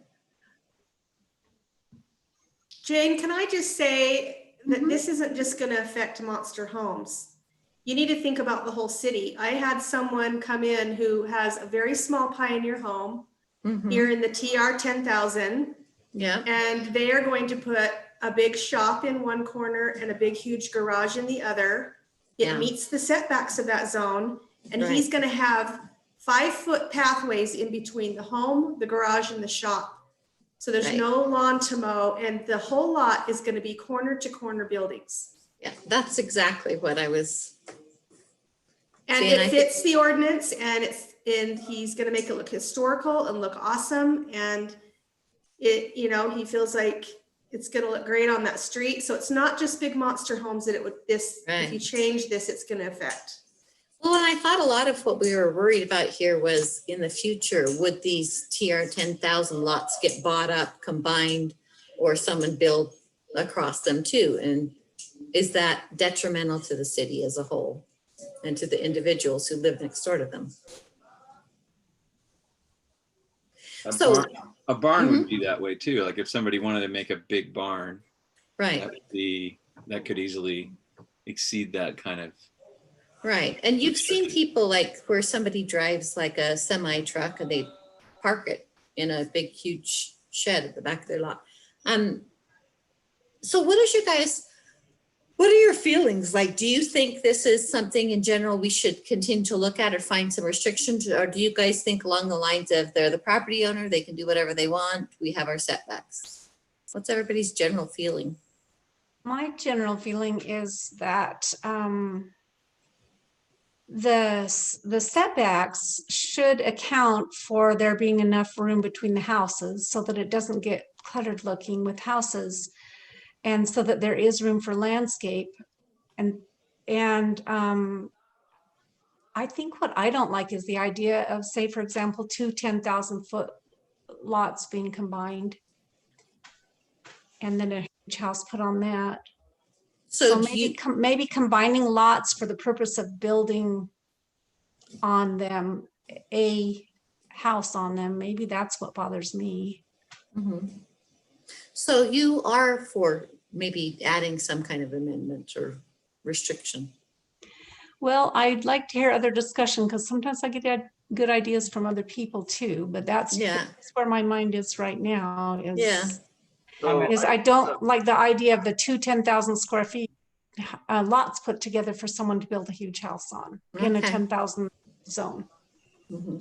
So Jane, this is Ed. I sent to Austin, it's the last page in the package, but I took a much harder stance on this because I think in all the zones we have, I think it's problematic that if we start building larger, multiple lots and larger things. So actually, I wrote something here that said multiple lot structures. And I said, structures, primary residence, building extension, and that built across lot lines are not allowed except for the following provisions.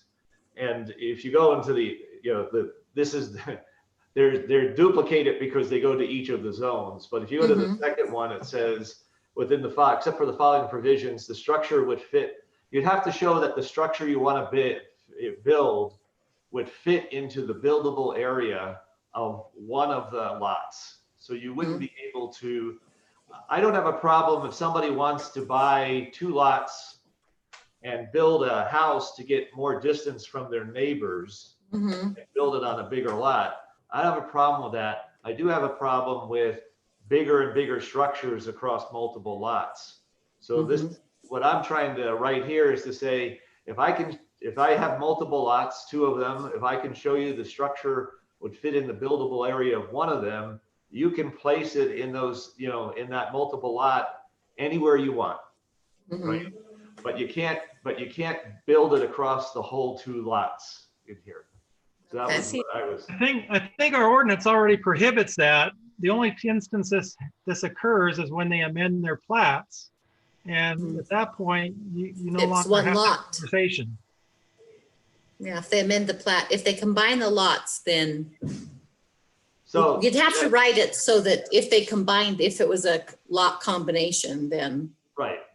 Well, That's what I'm trying to get with multiple lot structures. It's probably not the right wording, but Sure. this would restrict that if you amended a plat, you would have to, again, kind of look at what the previous lot lines were and Yeah. the buildable areas of the lots, and show that you would fit your structure into one of the lots, that you wouldn't be able to build a large structure across the whole Yeah. lot. And a percentage restriction might achieve that same goal, because once the lot's bigger, you can still do it only on a percentage.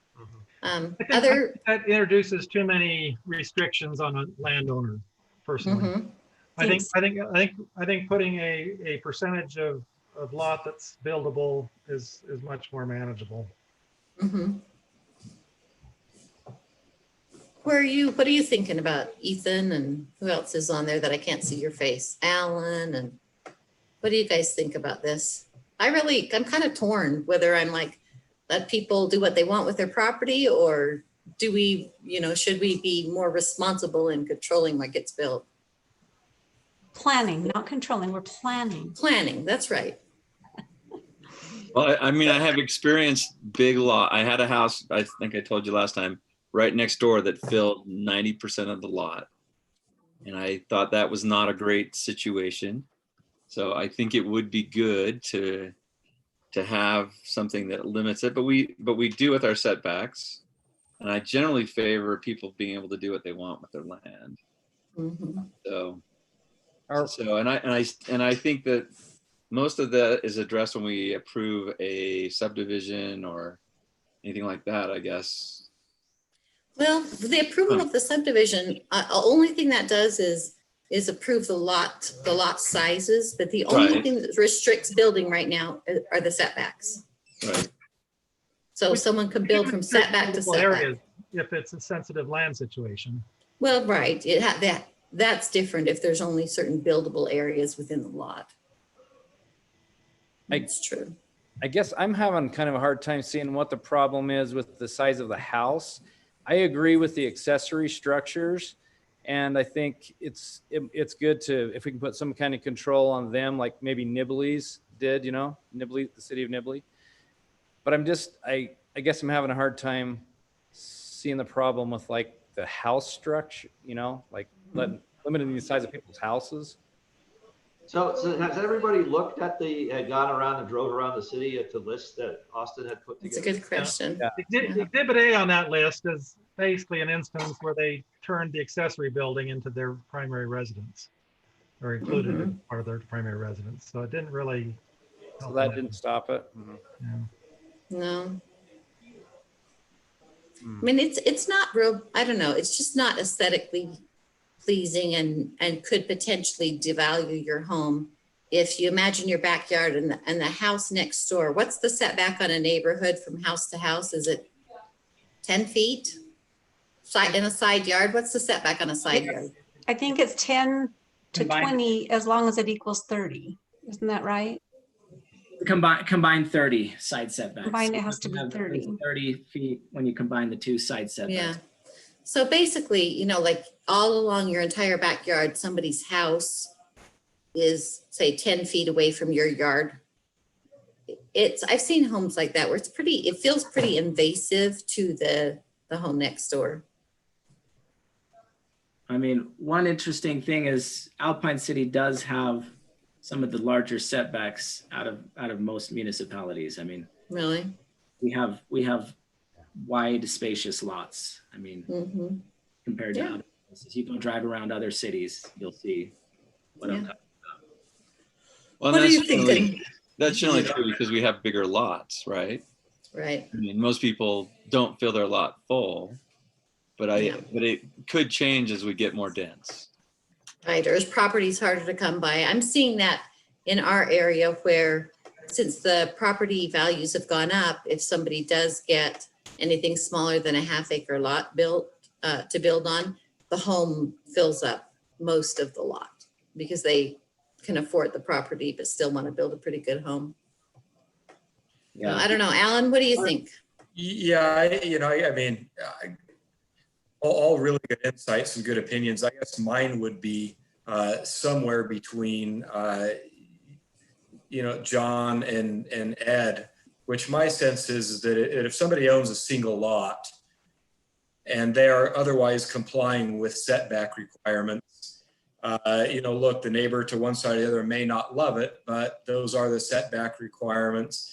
And for the most part, I mean, if somebody really built setback to setback on the front and back and side to side, you almost have a property that is likely going to be ugly, overbuilt on the lot, hard to sell, and seldom do you see that. But I suppose, right? I mean, what one man's garbage is another man's treasure. So if that's what somebody wants to do with their single lot, I don't know that I would necessarily legislate that away. But where I really have an issue, and I would agree with that, is as I drove around and looked at some of those examples, I personally don't like the look when you have a neighborhood that are, say, half-acre lots, and there are half-acre lots specific and half-acre appropriate homes built, and then also you've got a home where somebody bought 2 lots side by side and built twice the home and essentially twice the lot, straddling the line, and it no longer is consistent with the rest of the homes in the neighborhood. Where it sticks out even more, seems to be more often happen, is the larger, CR 40,000 lots, where you just got, people who are coming in and buying acre lots, and then sometimes buying 2 and even 3, and just building just a ginormous house that straddles both lots, or sometimes even in 1 or 2 cases, all 3 lots. And it just dwarfs all the other homes around it. And those homes that might have been across the street, for example, would normally have a view corridor, had there been 2 view corridor between them, and 2 over here, another view corridor. Also, they just got a solid mansion, a castle that blocks everything. And I think you drive in and look at those, it's just jarring. And I think it's just out of character with the nature of the development and the nature of the homes built on, half-acre lots and then full-acre lots. That would be what I would try to narrowly craft an ordinance to prevent. Okay.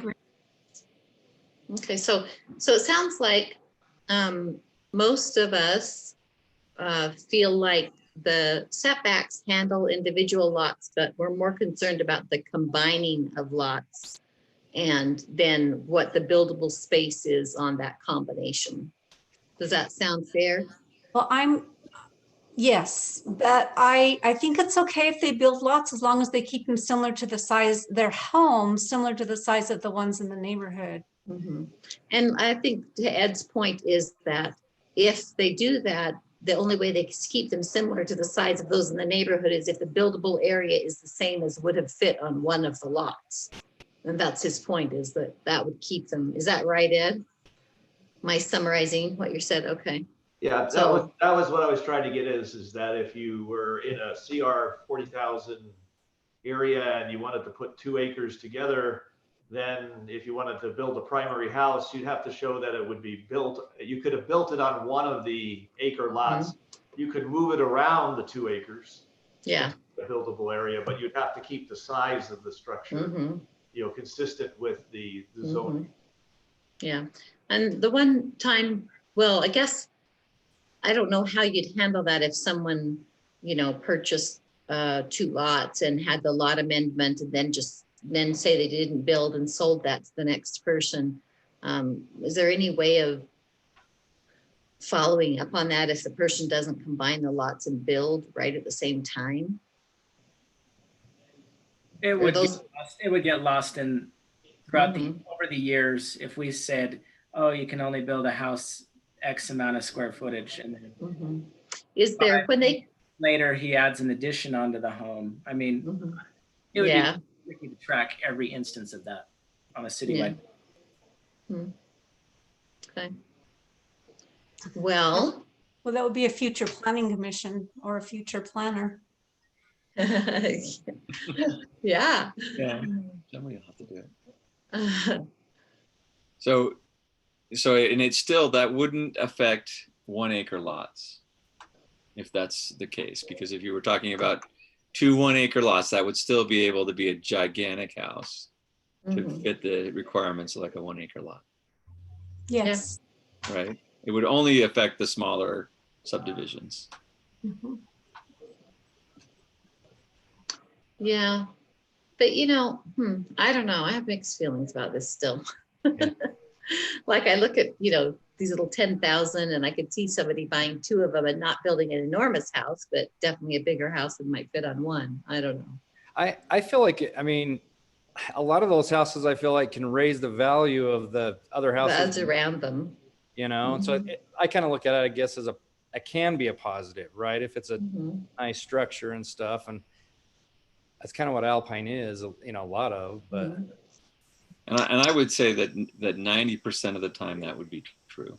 yeah, and it's a 10% we're trying, yeah.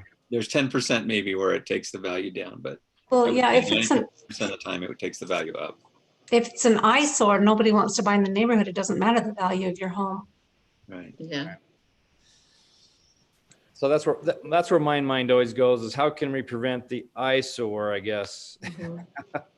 And I think didn't we at one point discuss the percentage of the home that is facing the street versus, like, we looked at the one where it's like fully garages on all this, all of the sides Yeah. of the street. Yeah, Like, an example.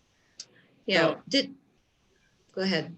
I was going to say, so I mean, I guess what you want to kind of boil this down to is, what do you consider? I mean, what is it size? Is that the problem? Or could someone build something that's bigger than the other houses, but it looks really nice and it blends in with the Yeah. hillside and it's surrounded by vegetation and you don't notice it, but it's, bigger than every other home? Or I mean, because there's a saying, you can't regulate ugly. So, what Yeah. beautiful, what looks nice to someone may not look nice to another person. No. Yeah, that's kind of how I feel about it, is how can you best help neighbors not end up with a structure like the one near Troy's, honestly, that has, 4 garages facing that the neighbors all look out on from 2 different sides, or. So quick question for you, Austin. Let's just say hypothetically, we had an ordinance that essentially said, look, you can't buy 2 10,000, you can't buy 2 quarter-acre lots and build a larger than average home on it. You can't buy 2 half-acre lots and build a larger than average. You can't buy 2 or 3 1-acre build. An ordinance like that, is that in accordance with a landowner could come? What is, let's see, what is it? Is it or what's it called if they go to their surrounding neighbors, get sign off on what they want to do, and can accept? It's either an exception or variance. What's that called? Variance. To get all of their neighbors to agree to it. I mean, Just like when somebody wanted to keep I'm just saying.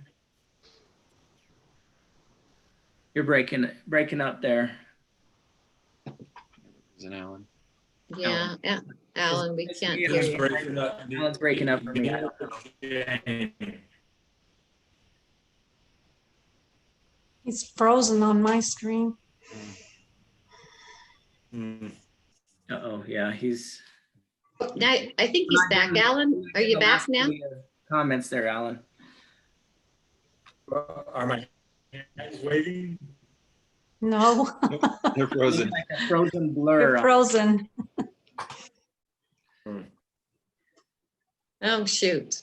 Turn your video Oh. on. Yeah, try turning your video off and just do audio.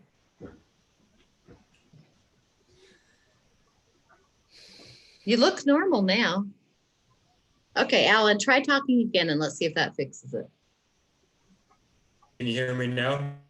Yeah. Can you hear me now? Yes.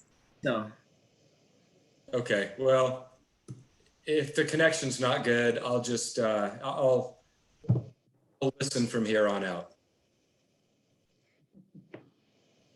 you're coming through clear so far.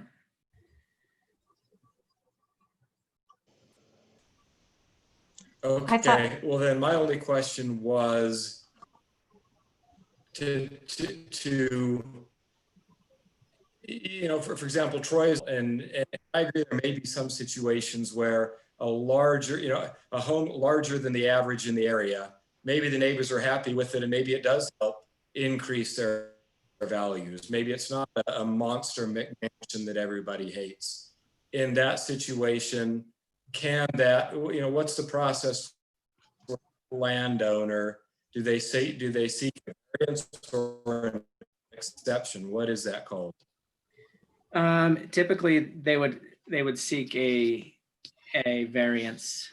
I mean, it could be one or the other, but an exception would be. I mean, they probably want to go for an exception first because a variance is really more. You have a very special circumstance, and there's an extenuating circumstance why you have to do what you have to do, not just because, oh, I just feel like having a big, huge house. And I have enough money to do it, so I want to do it. That wouldn't qualify for a variance. So it'd have to, in that situation, most likely be an exception that they would be seeking.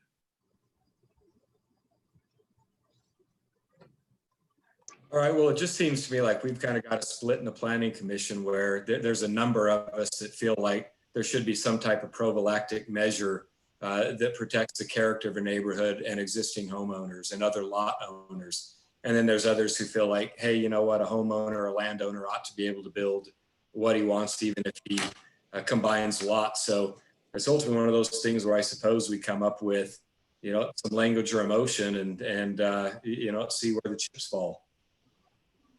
Yeah, I think so. I think generally speaking,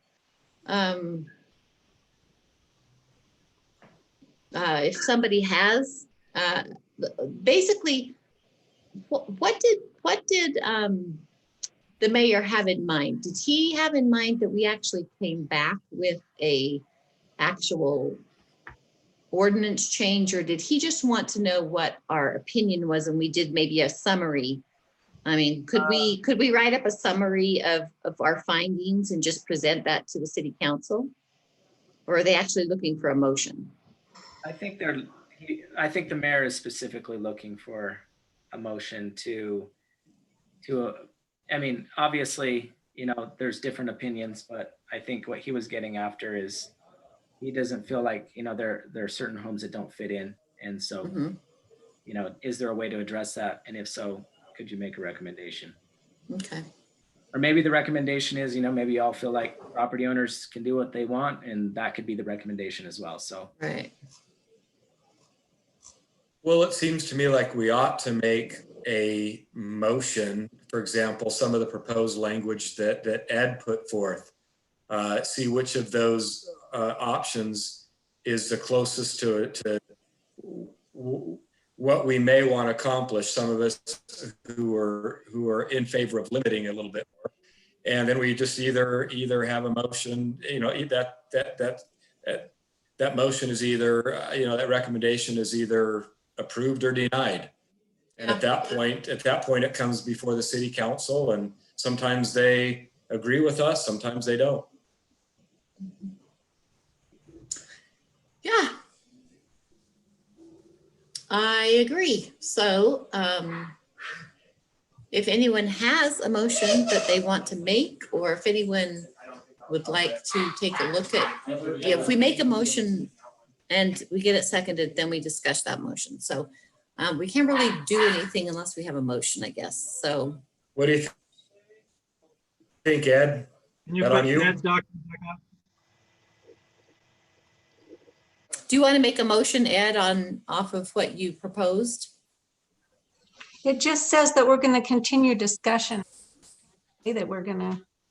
No, we don't have to do it. We don't have to make a motion today, but I do want to make sure that we just don't come back every week and just say all the same things over and over again. So this week we added the information of what other cities have done. And some of their ideas, and then we've added Ed's suggestion. As a point of clarification, if we are proposing like an ordinance change, we would have to make a motion on that tonight, but then we would have to come back and hold a public hearing on that to give everyone in the community an opportunity to comment, you know, whether they're for or against whatever motion gets put forward. Okay. So there was 2 more steps before it would go to city council. Okay. If we're looking at ordinance changes, ideas like what Ed has here, would that be something that we should ask you to try to take the concept that we are after and have you draft an ordinance change that we then look at next time? Well, I think we need to be more specific here, because in my mind, if your goal is to limit the size, there's 3 ways you can do that. You can do it like Salt Lake City does and say it can't be more than 1.5 times the size of the neighboring lot. Or you could say, option 2, you could say you can't be any more than X number of square feet. And then option 3 is basically, I forgot. I'm sorry, I lost my train of thought on option 3. But I mean, those are the 2 ways. I mean, there's a couple ways you can go about it. So I think we need to know, what is your expectation? It's okay if we build up to the setbacks, or is it the size of the lot that's really the problem, or is it is it this guy that Marla mentioned in the TR 10,000 zone that's filling his entire lot with accessory structures? Is that the problem? I mean, what's the real problem that we're after? Is it the size of the lot, or is it how much of the lot is filled by structure? I mean, is accessory structure defined pretty well? I mean, because I just keep thinking of the one in the mayor's neighborhood, you know, and it seems like so they attached it to the house, and so then therefore it's part of the house, and I don't know, just it seems like a lot of these would be resolved if we could define, you know, like, okay, this is an accessory structure, and then we limit the size of that. Well, yeah. So the thing is, if you limit the size of an accessory structure, what they're gonna do is they're gonna look for the loophole, and they're gonna go and connect it to their house. And that's kind of what happened in the mayor's neighborhood. They're like, well, we want to have this thing. How do we build it? How do we build this? Well, we can connect it to the house, and then it will work. So, you know, a person's going to build as big as they possibly can. And if they have to connect it or disconnect it, they're going to do whatever they have to do to build what they want to build. So one of the ways we could address this, and I agree, why I'm not moving on mine is that I think there's a historical problem that you have brought up in terms of trying to keep track of this. Yeah. From what the original, you know, lots in the buildable areas were, especially if it passes from ownership to ownership. Maybe if we, we don't have to do it if we get back to the, we were using the 1 acre lot. If we get back to we use the 1 acre, that's fine, and we keep it the same way. But if the lot grows or the amended plat grows to a certain size, like 1.5 or 2 times the minimum or something, then we impose a percentage on it, right? That they can't build, then that takes precedent over just the setback requirements. Yeah. Well, we have some neighborhoods where they're in, like, say it's in a 1 acre zone, but because of the design and everything, they may have 5 acre lots within that same subdivision. So all of our 1 acre, does that make sense? 1 acre subdivisions aren't necessarily 1 acre lots. Or there may be lots that were never in a subdivision. They've never been, they're just defined by means. Although they are in a zone, but yeah, they could be any size. It could be somebody's farm. So, well, And to me, really, the only problem exists in the smaller lots. I don't think it's the 1 acre lots, really. I think when you're talking, I would disagree. I actually have a situation where, and it was before I got here. I think it was the motivation for the previous owner, who had nice view of Utah Lake and was going to continue that if somebody across the street didn't build across the whole 2-acre lot and essentially wiped out the view of the valley from his house, because now he doesn't have any view lines in between the houses that would be built in the lot. So I've got an example right here where that was kind of wiped out. I'm sure the previous owner was not too pleased because it probably brought his value of his property down. Because no longer, he lives up on the hillside, but no longer has a view of the valley. Sounds like he didn't buy a view lot, but he wanted a view lot. Yeah, that's one problem too. Yeah, well, but I think he was presuming that with the lot structure, he had view lines, in between the houses. Yeah. Yeah, not you can still have view corridors. You can right. view corridor if house one across the street builds, more or less within a reasonable envelope, and then the next one builds within a reasonable envelope. You can anticipate, because of setbacks, the view corridor. Right. And that's not an unreasonable anticipation or expectation. Yeah. Okay. Do we want to go one more week on putting together what we want to do, or do we want to try to make a proposal tonight? Let's put it up for something. Let's vote on something. All right, let's get something put together then that you guys think meets these type of problems. I mean, and maybe this is more than one thing, but let's at least get something then. As far as percentage of the lot, if the lots are combined, or that seems like the easiest to enforce to me seems like a percentage of the lot size. But what do you guys think? What do you think is that would be the easiest to enforce long-term for the next person who takes over after Austin? Austin or Jed, have you done any analysis to see what envelope our current homes fall in?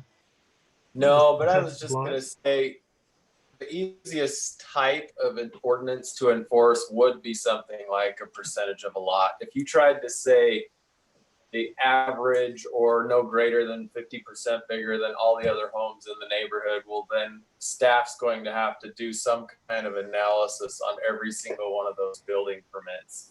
So yeah, if you're going to do something, do it based on like a percentage of a lot. For the 1 acre ones, bigger than 150% per that zone, or something to that effect. Something based on percentages that is super easy for staff or the building department to evaluate easily. Well, would that be solved, Jed, if you had something that was along the lines of, I think one of Ed's proposals was something on the lines of, I'll just throw it off the top of my head, is that if the same landowner owns, more than one contiguous lot, any building on those contiguous lots can be no larger than it would have been on, had he built on any one lot. I'm not very artfully saying that, but that was more or less one of Ed's proposals, one of Ed's examples. Is that right, Ed? Yeah. Yeah, that's correct. But that wouldn't be difficult, Jed or Austin, something a little more artfully crafted than what I said. I think we discussed that the challenge with that is managing it over time and changes of ownership. Because it becomes one lot. They're going to combine the lots before they build. They never build across a lot line. They will have actually combined the lots. Correct. Well, just stick a square footage number right to it then. Say in the 1 acre zone, and let's just assume somebody has 2 lots, so they've got 2 acres. Just stick a number to it and say, no matter what, in the 1 acre zone, you can never have a house greater than the buildable area. Well, Yeah, the So rather than buildable- using the a buildable percentage, area- you're using a fixed number. Which Yeah, is zone. just something that you can easily calculate. But I mean, if you want to just stick a number to it, say it's something like 30,000 square feet, you know, just, I don't know. I hate arbitrary numbers though. yeah. Me too. And I think I you mean, guys if you're are, gonna, there's you're things gonna that are gonna 30 come up too, because you're gonna have someone say, okay, you're not gonna let me build across these two lots, fine. I'm gonna build a big detached building back here, and I'm gonna put my gym in the bottom, and I'm gonna put a big family space in the middle, and then up top, I'm gonna have a loft. You know, Yeah. there's loopholes in there's ways around, Yeah. you know, controlling what they can do with Or they their could land. buy 4 lots and they could say they're 4 homes, but each home is a different function for their house. One could be their rec center, one could be their house. And there's ways you can get creative. That's what I see in my job is I get these crazy developers and they I come. think it's a really difficult. Yeah, Jed, turn your video off. You're clipping off.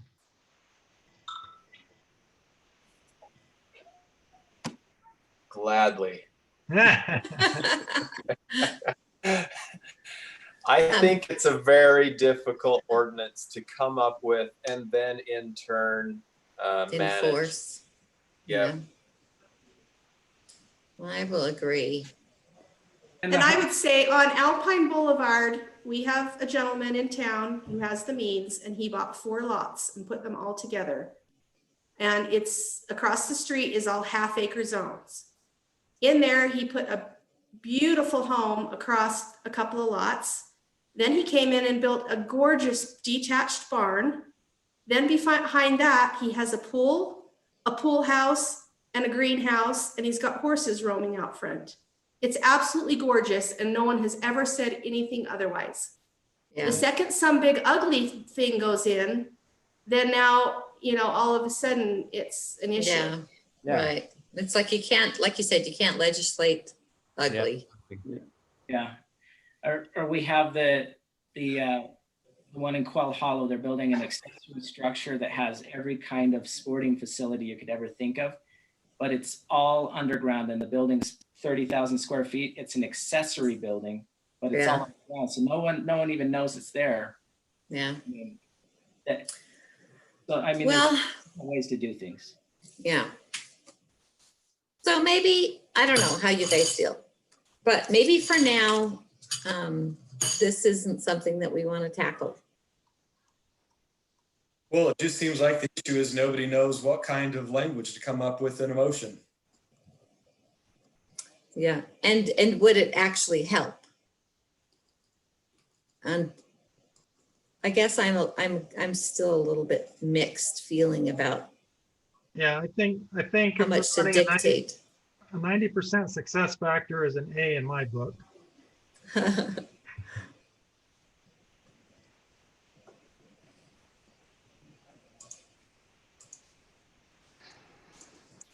So I can't make a motion, but if I were to make a motion, I'm not going to make a motion, but I would just like to take a poll. I would just like a poll. I would like a poll of how many of you would support not doing anything, or versus how many of you feel like you do think we need to do something. So John, you feel like we shouldn't do anything. I agree. Okay, anybody else? Ethan, you think we shouldn't do anything? I kind of think. Troy, you think Yeah. we shouldn't do anything? Alan, I'd like to do something, I don't know what. okay, Sylvia, Same as Ellen. Some of those places are such eyesores, even though they're beautiful, mhm. they're still, I don't know. Okay, Ed, Like to do something. I'd like to do something, okay. You're the tiebreaker. Well, I'm kind of I feel like right now we're kind of grasping at straws to do something. And so I would either like to do nothing at all, or I feel like we don't have a very good handle on what would actually manage problems that we're talking about and be enforceable. Like all of the things that we've talked about, I don't know that I feel like they're enforceable or would actually fix some of the problems that we've talked about. I think there's too many variables. Well, we certainly don't need to, I mean, we don't need to make a motion to do nothing because we already just don't have to do anything. Yeah, exactly. So it's incumbent upon me or Ed or Sylvia, I suppose, to have a motion with at least reasonably acceptable and enforceable language, even if a good chunk of the planning commission didn't agree with it, then we present it. But we don't have that language. Right. Made some good progress, some really, constructive discussion. And so, maybe, so we either do nothing, then we don't have any positive language for motion. So we either do nothing, right, or we just do a motion to table it until next time, pending some additional thought and perhaps additional research from me or Ed or Sylvia or Austin about, see if we can come up with some kind of language that would be narrowly targeted for the mission that would also be reasonably enforceable by, current and future city planners and engineers. I agree. If we want to talk about this again in a future meeting, Austin, do we need a motion to table it, or can we just say, let's bring this back one more time? We don't need to make a motion on this item. Okay. All right, let's bring this back one more time. And those who feel strongly about that there is a possibility of adding good language that will achieve our goal, come back with some good ideas. Ed, you're not dead. You're only mostly dead. Oh no, I'm gonna give it another try. Yeah, no, I think it's good. I would consider it if I felt like there was something enforceable and we could see that it was going to achieve the desired result. Yeah. I just haven't felt like I've seen any of that yet, but I am a little brain dead by this time of day. I know that you guys all are too, after everybody has worked a full day and then to come do this by, 9:20, my brain's not on its best. So, okay. So we're gonna bring that back. I do think we had some really good points and it was very helpful to see what other cities were doing. Yeah. Just for clarification, we're going to bring this back. Does that mean that the three people who feel like we need to do something, are they going to come up with language, or do you want me to come up with the language, or how do we want to do this? Or Austin, we would always accept recommendations from you. Yeah, if you, yeah, I think you guys who have ideas individually, send your ideas to Austin and let's have Austin craft 2 or 3 ideas for us. So anyone who has a proposal, send that to Austin. He can put it in a way that we can look at it and we can have 2 or 3 ideas. Is that okay, Austin? Yeah, we could do that. I don't want to ignore so there were 3 who indicated maybe our ordinance is fine the way it is. Mm-hmm. So how do you 3 feel? I mean, or do any of you feel strongly enough that you want to make a motion that maybe we don't, we are satisfied with it? Right. I don't. Motion that we recommend not creating ordinances that restrict the size of lots beyond setback requirements. Okay, so there's a motion by John. Someone want to second it and then we can discuss. I'll second it. Okay, Troy seconded it. Okay, now there's discussion. Okay, so discussion point.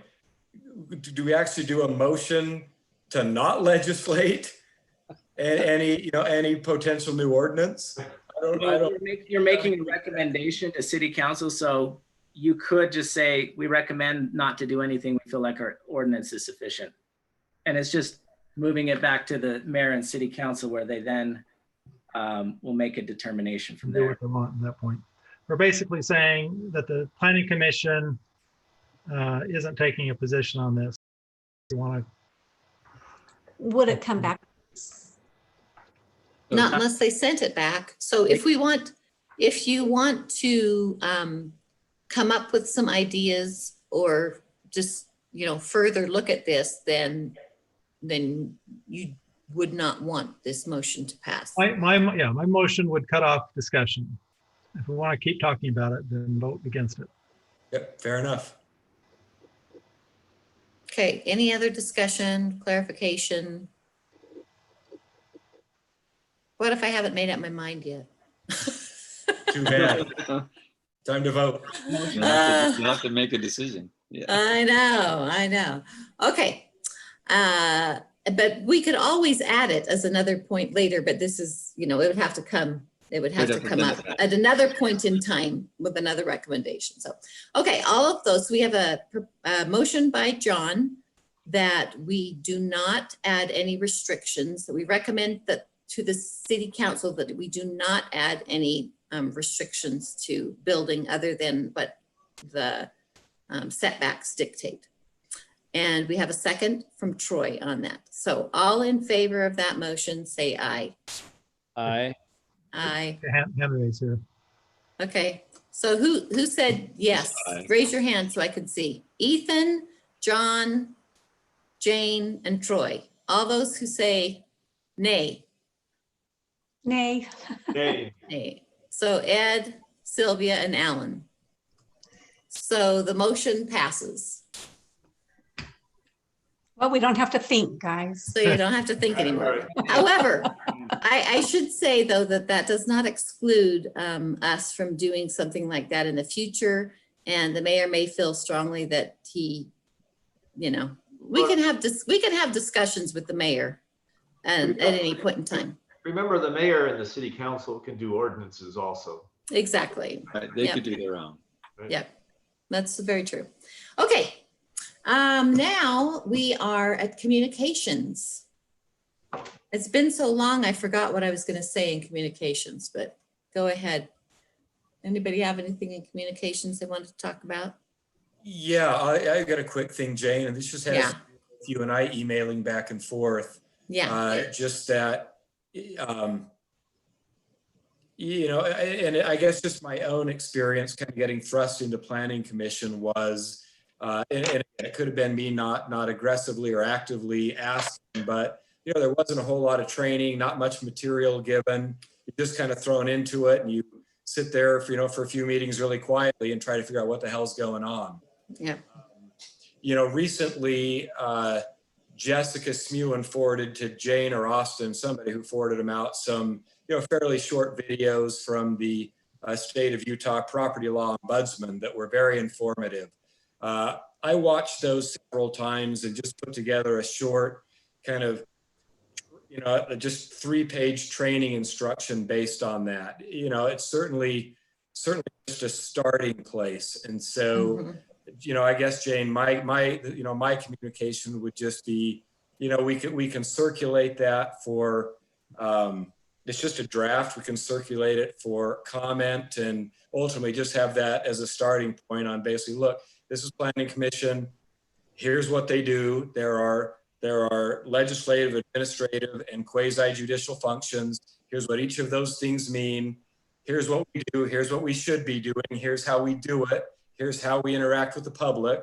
And I just found it particularly insightful and helpful, having been doing this for 12 to 18 months now. And we're like, okay, well, that's why we do this. Yeah, This is why we do this. This is why we have public hearings. This is why we have public hearings sometimes and not other times. So I've just started a short document like that. It's basically lifted right from language from that ombudsman, from those videos. So whatever the process is, we can circulate that or, begin, just have some type of basic document, which would be for new incoming members, which is, look, hey, watch these videos.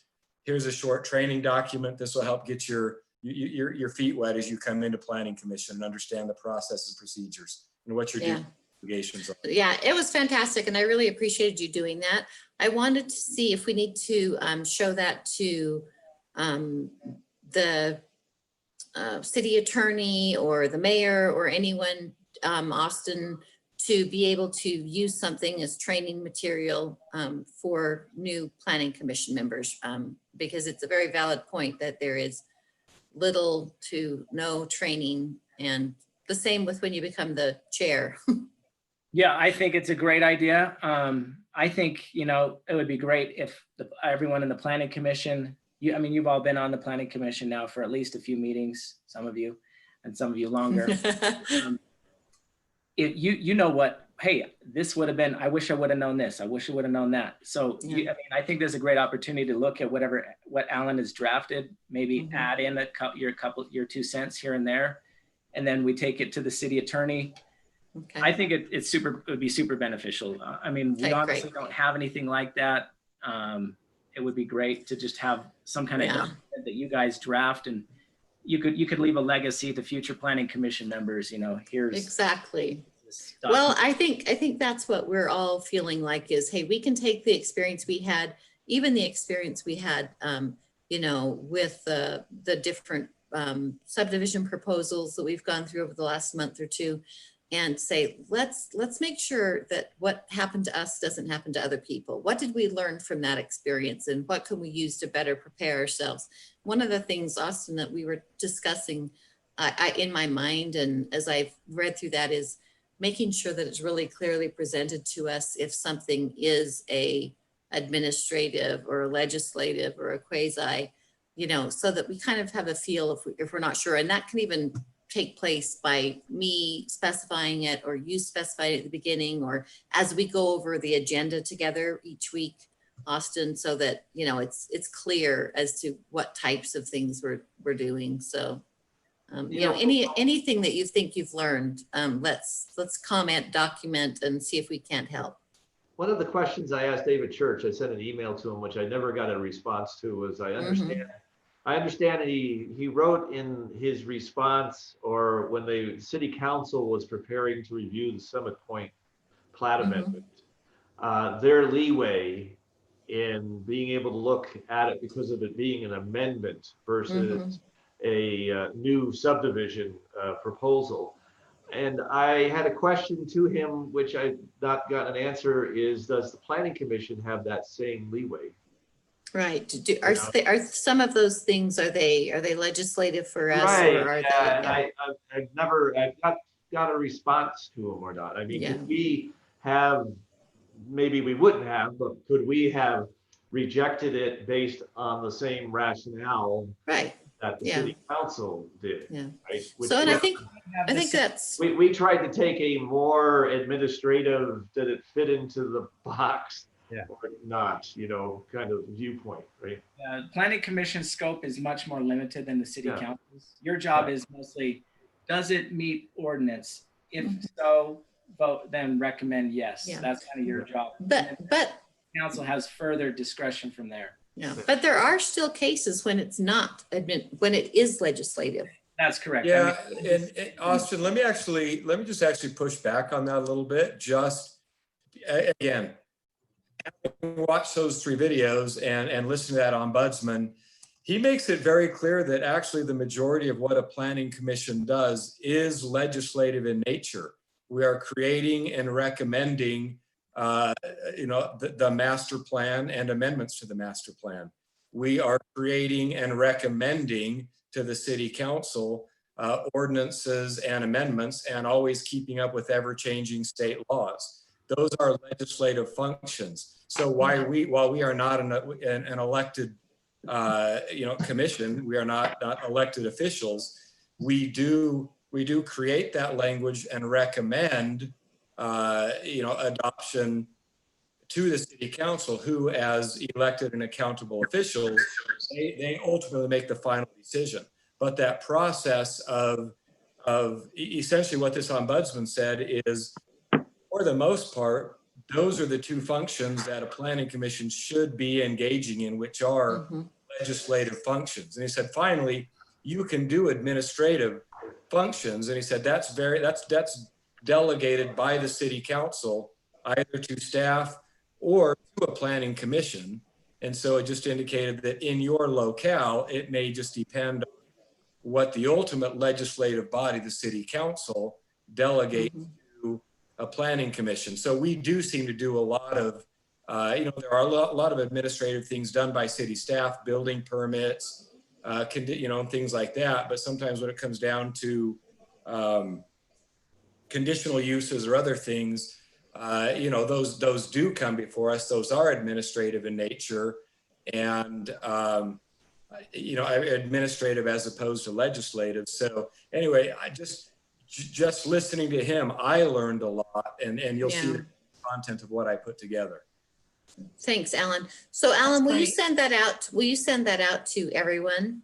Yes. And if anyone hasn't watched those yet, actually, including Jen and Austin, if you guys have time, I think it would be really helpful for you guys to watch those, just to help us out. I know you guys, this is your career, and as planning commission members, we kind of come in here on a volunteer basis from a variety of backgrounds, and we will come and go. And so that would be really helpful, I think. And I think that's been one of the areas that has been a challenge the whole time I've been on planning commission, is knowing which things I have the leeway of the legislative freedom of, I think this is best for my city or not, versus the administrative. And so having that be super clear, or any clearer than it is to you now, is really important. So that's a really good point, Jane. And I'll just tell you, when you watch those videos and you see, for example, just sort of my summary of those videos, a lot of the language was just typed up. Actually, I had my secretary just do a transcript of everything the guy said. And then I'll give her the cred for actually doing the work. And then I just took and said, okay. And then I kind of organized it a little bit more into a body, because his was more of just a script.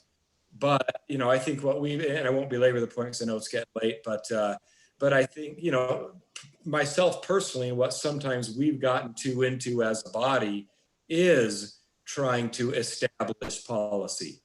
And that really isn't what we do, except in the sense that we may be creating and recommending, certain changes to the plan ordinance to the committee. But when we are particularly in an administrative function, it is really just look, what's the application by the individual, what's the law, what's the substantial evidence, and then we just make that determination, right? And we go outside the box of, well, what do we personally think is the best thing for our community? That's right. Particularly in administrative functions, we get a little bit outside of our box. And I think part of the problem is, particularly with some of these big issues, when we've got a room full of people, I think, Jane, part of your job as a chair may be to set those expectations. Look, yeah, that was here, but you can't but here's what we do versus what the city council does. Yeah, that was a really good point. Opinion, but public clamor does not override just the application of the law in an administrative function. You will have your day in court, so to speak, with the city council, as ultimately, they are. But all I'm saying is there's a lot of education that may need to be made with the public, particularly when they're out there with torches and pitchforks, when we are essentially in an administrative function. I think it would be nice to have something in those cases that maybe we read at the beginning of public hearings, just so that they understand the purpose, like we're listening to them, but what is it that we are doing in that particular, in that particular case. So I think these are all great. And I think this is all going to help us do our jobs a lot better. And so thank you for your input, and anyone else, like I said, let's get that. At one point I sent a message to the entire planning commission, and was one planning commission member told me that I was not allowed to do that because it was outside a public hearing. And David Church corrected them and said, no, there's no problem with sending communication to everyone. You're not making a decision. And so I feel like in this case, this is the same thing. And so it'd be great, to get clarification on that as far as what we're doing. But I think communication via a group email. Now, if you were just emailing 3 or 4 people, I think that's more of a problem. So thank you, Alan, because all of those things were the things that I was trying to think of that I wanted to talk about when we got to communication. So that covered it. Any other communication anyone has? Okay. So we need to look at the minutes from June 16th. I have a couple of things, Jean. Oh, okay. Go ahead. So really quick, we have our next meeting would be August 4th. However, that meeting was canceled because that was going to be Alpine Days. Right. As you know, we have the virus right now, and so that's not going to happen. Do we want to have a meeting on August 4th? It's not on the calendar right now. Is that something you want to add to the calendar? Do we have, if we have substantial items to add, and you feel like we need to do that, then let's do it. How do you feel like the workload is? I mean, if there's like a critical public hearing that we have to have, then I would do it. But if not, I think we could be okay. But it's up to you guys. Well, I'm okay with skipping it and let's meet again on the 18th. But what I don't want to do is I don't want to end up with just a cram-packed agenda on the 18th that is more than we want to handle. Put it off for too long, we may have, a lot of stuff. So. Right. So can we touch base on that a little bit, maybe like a week from now? We could touch base on that, and which might lead into my next thing that I wanted to bring up, which is the Bangeter property. So right.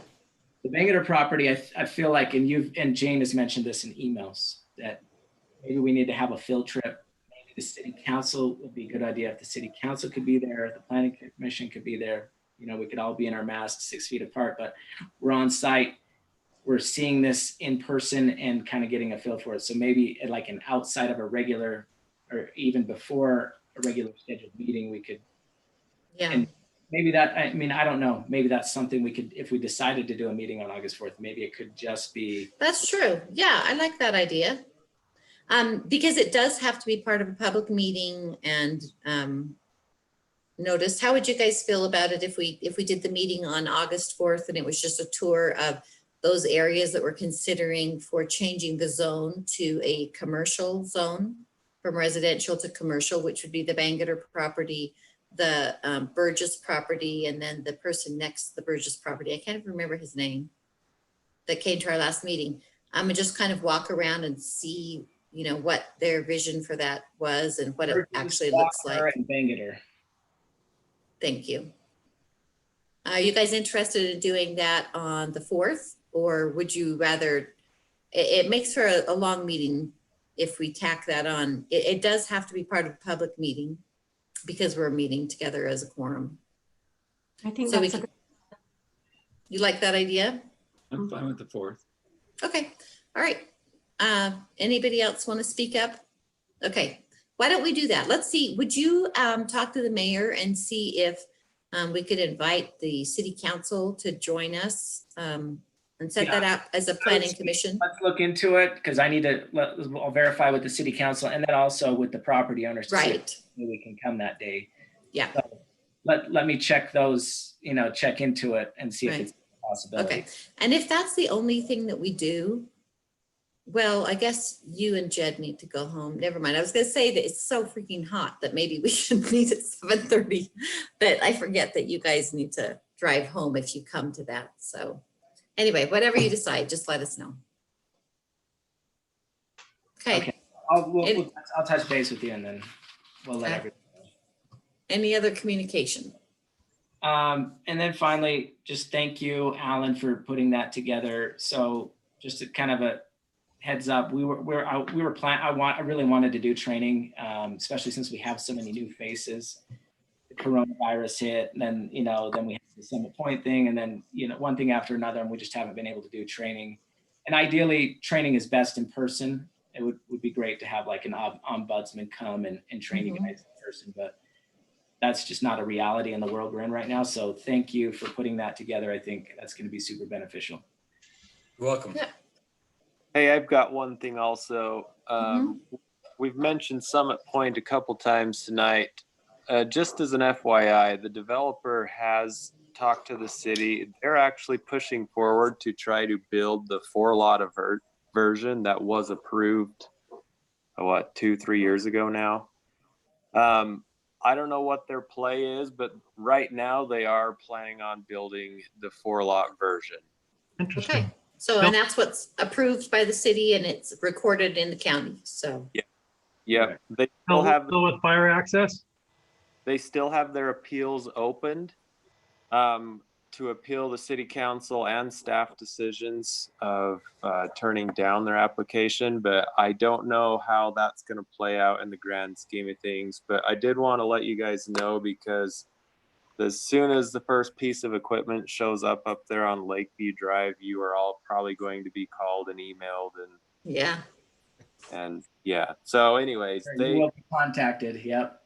so when that does happen, just know that they are working on the approved 4-lot version. Thank you. And But the approved version does not have the fire access, right? no, it has a secondary access that comes back through Alpine. No, it doesn't. It's just a private driveway. That's all it is. Private driveway. Yeah. Yeah. So when people come knocking on your door at 12 o'clock at night and they say they're building the road to Draper, you can tell them that no, they're not. It's just a That's, yeah, exactly. That's I'll have to look at that. I can't remember what it, Secondary access. So what we recommended approval for did not go forward to city council. Correct. okay. They denied it. No, it did go to city council and they denied it. Oh, okay. Really? Interesting. Okay. Thanks for the heads up. Yeah. Yep. Any changes, keep us notified. Thank you. 10-4. All right. Now we are going to get to the minutes. Okay, I have a couple of questions. So on page 3, line 47 and page 4, line 2, it talks about attached letters. Is that intentional? Will those letters be attached to the minutes? Marla? Page What page? So page 4. Page 3, line 47, page 4, line 2. That's what I wrote down. It says, see attached letter from Paolo Bangeter for details of proposal. Okay. Austin had on his review, so I'll just go and minus that out. Okay. So just take out the attached letters. So just take that line out, she said. There's Okay, she 2 of could- them. Okay. I picked, Wasn't the attached letters in the packet? yeah, I think so. So it's actually a valid So then statement. it's fine if they were in the packet. So there, yeah. So is that, I guess, is someone in that meeting was referring to the packet, right? Yeah. It says, well, this was just you describing it, and it just said that the Bangeters would like to work Yeah. with the city and the planning commission. That is an accurate statement because it's not saying it's attached to the minutes. It's saying, Yeah. see, we're talking in the meeting. I was talking about the packet when I was introducing that. Okay. Okay. All right. Okay, make a motion?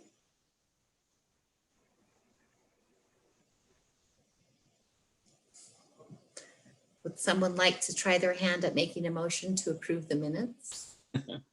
Sure, I'll make a motion that we approve the minutes as they are written. Okay, we have a motion. Do we have a second? Okay. Thank you. Okay, we have a motion by Ethan. We have a second by John, right? Yep. And all those who are in favor of approving the minutes, say aye. Aye. Aye. Any opposed? Nay. Okay. We're good to go. Good night, everyone. See you later. Have a good night. Bye. Thank you. See ya.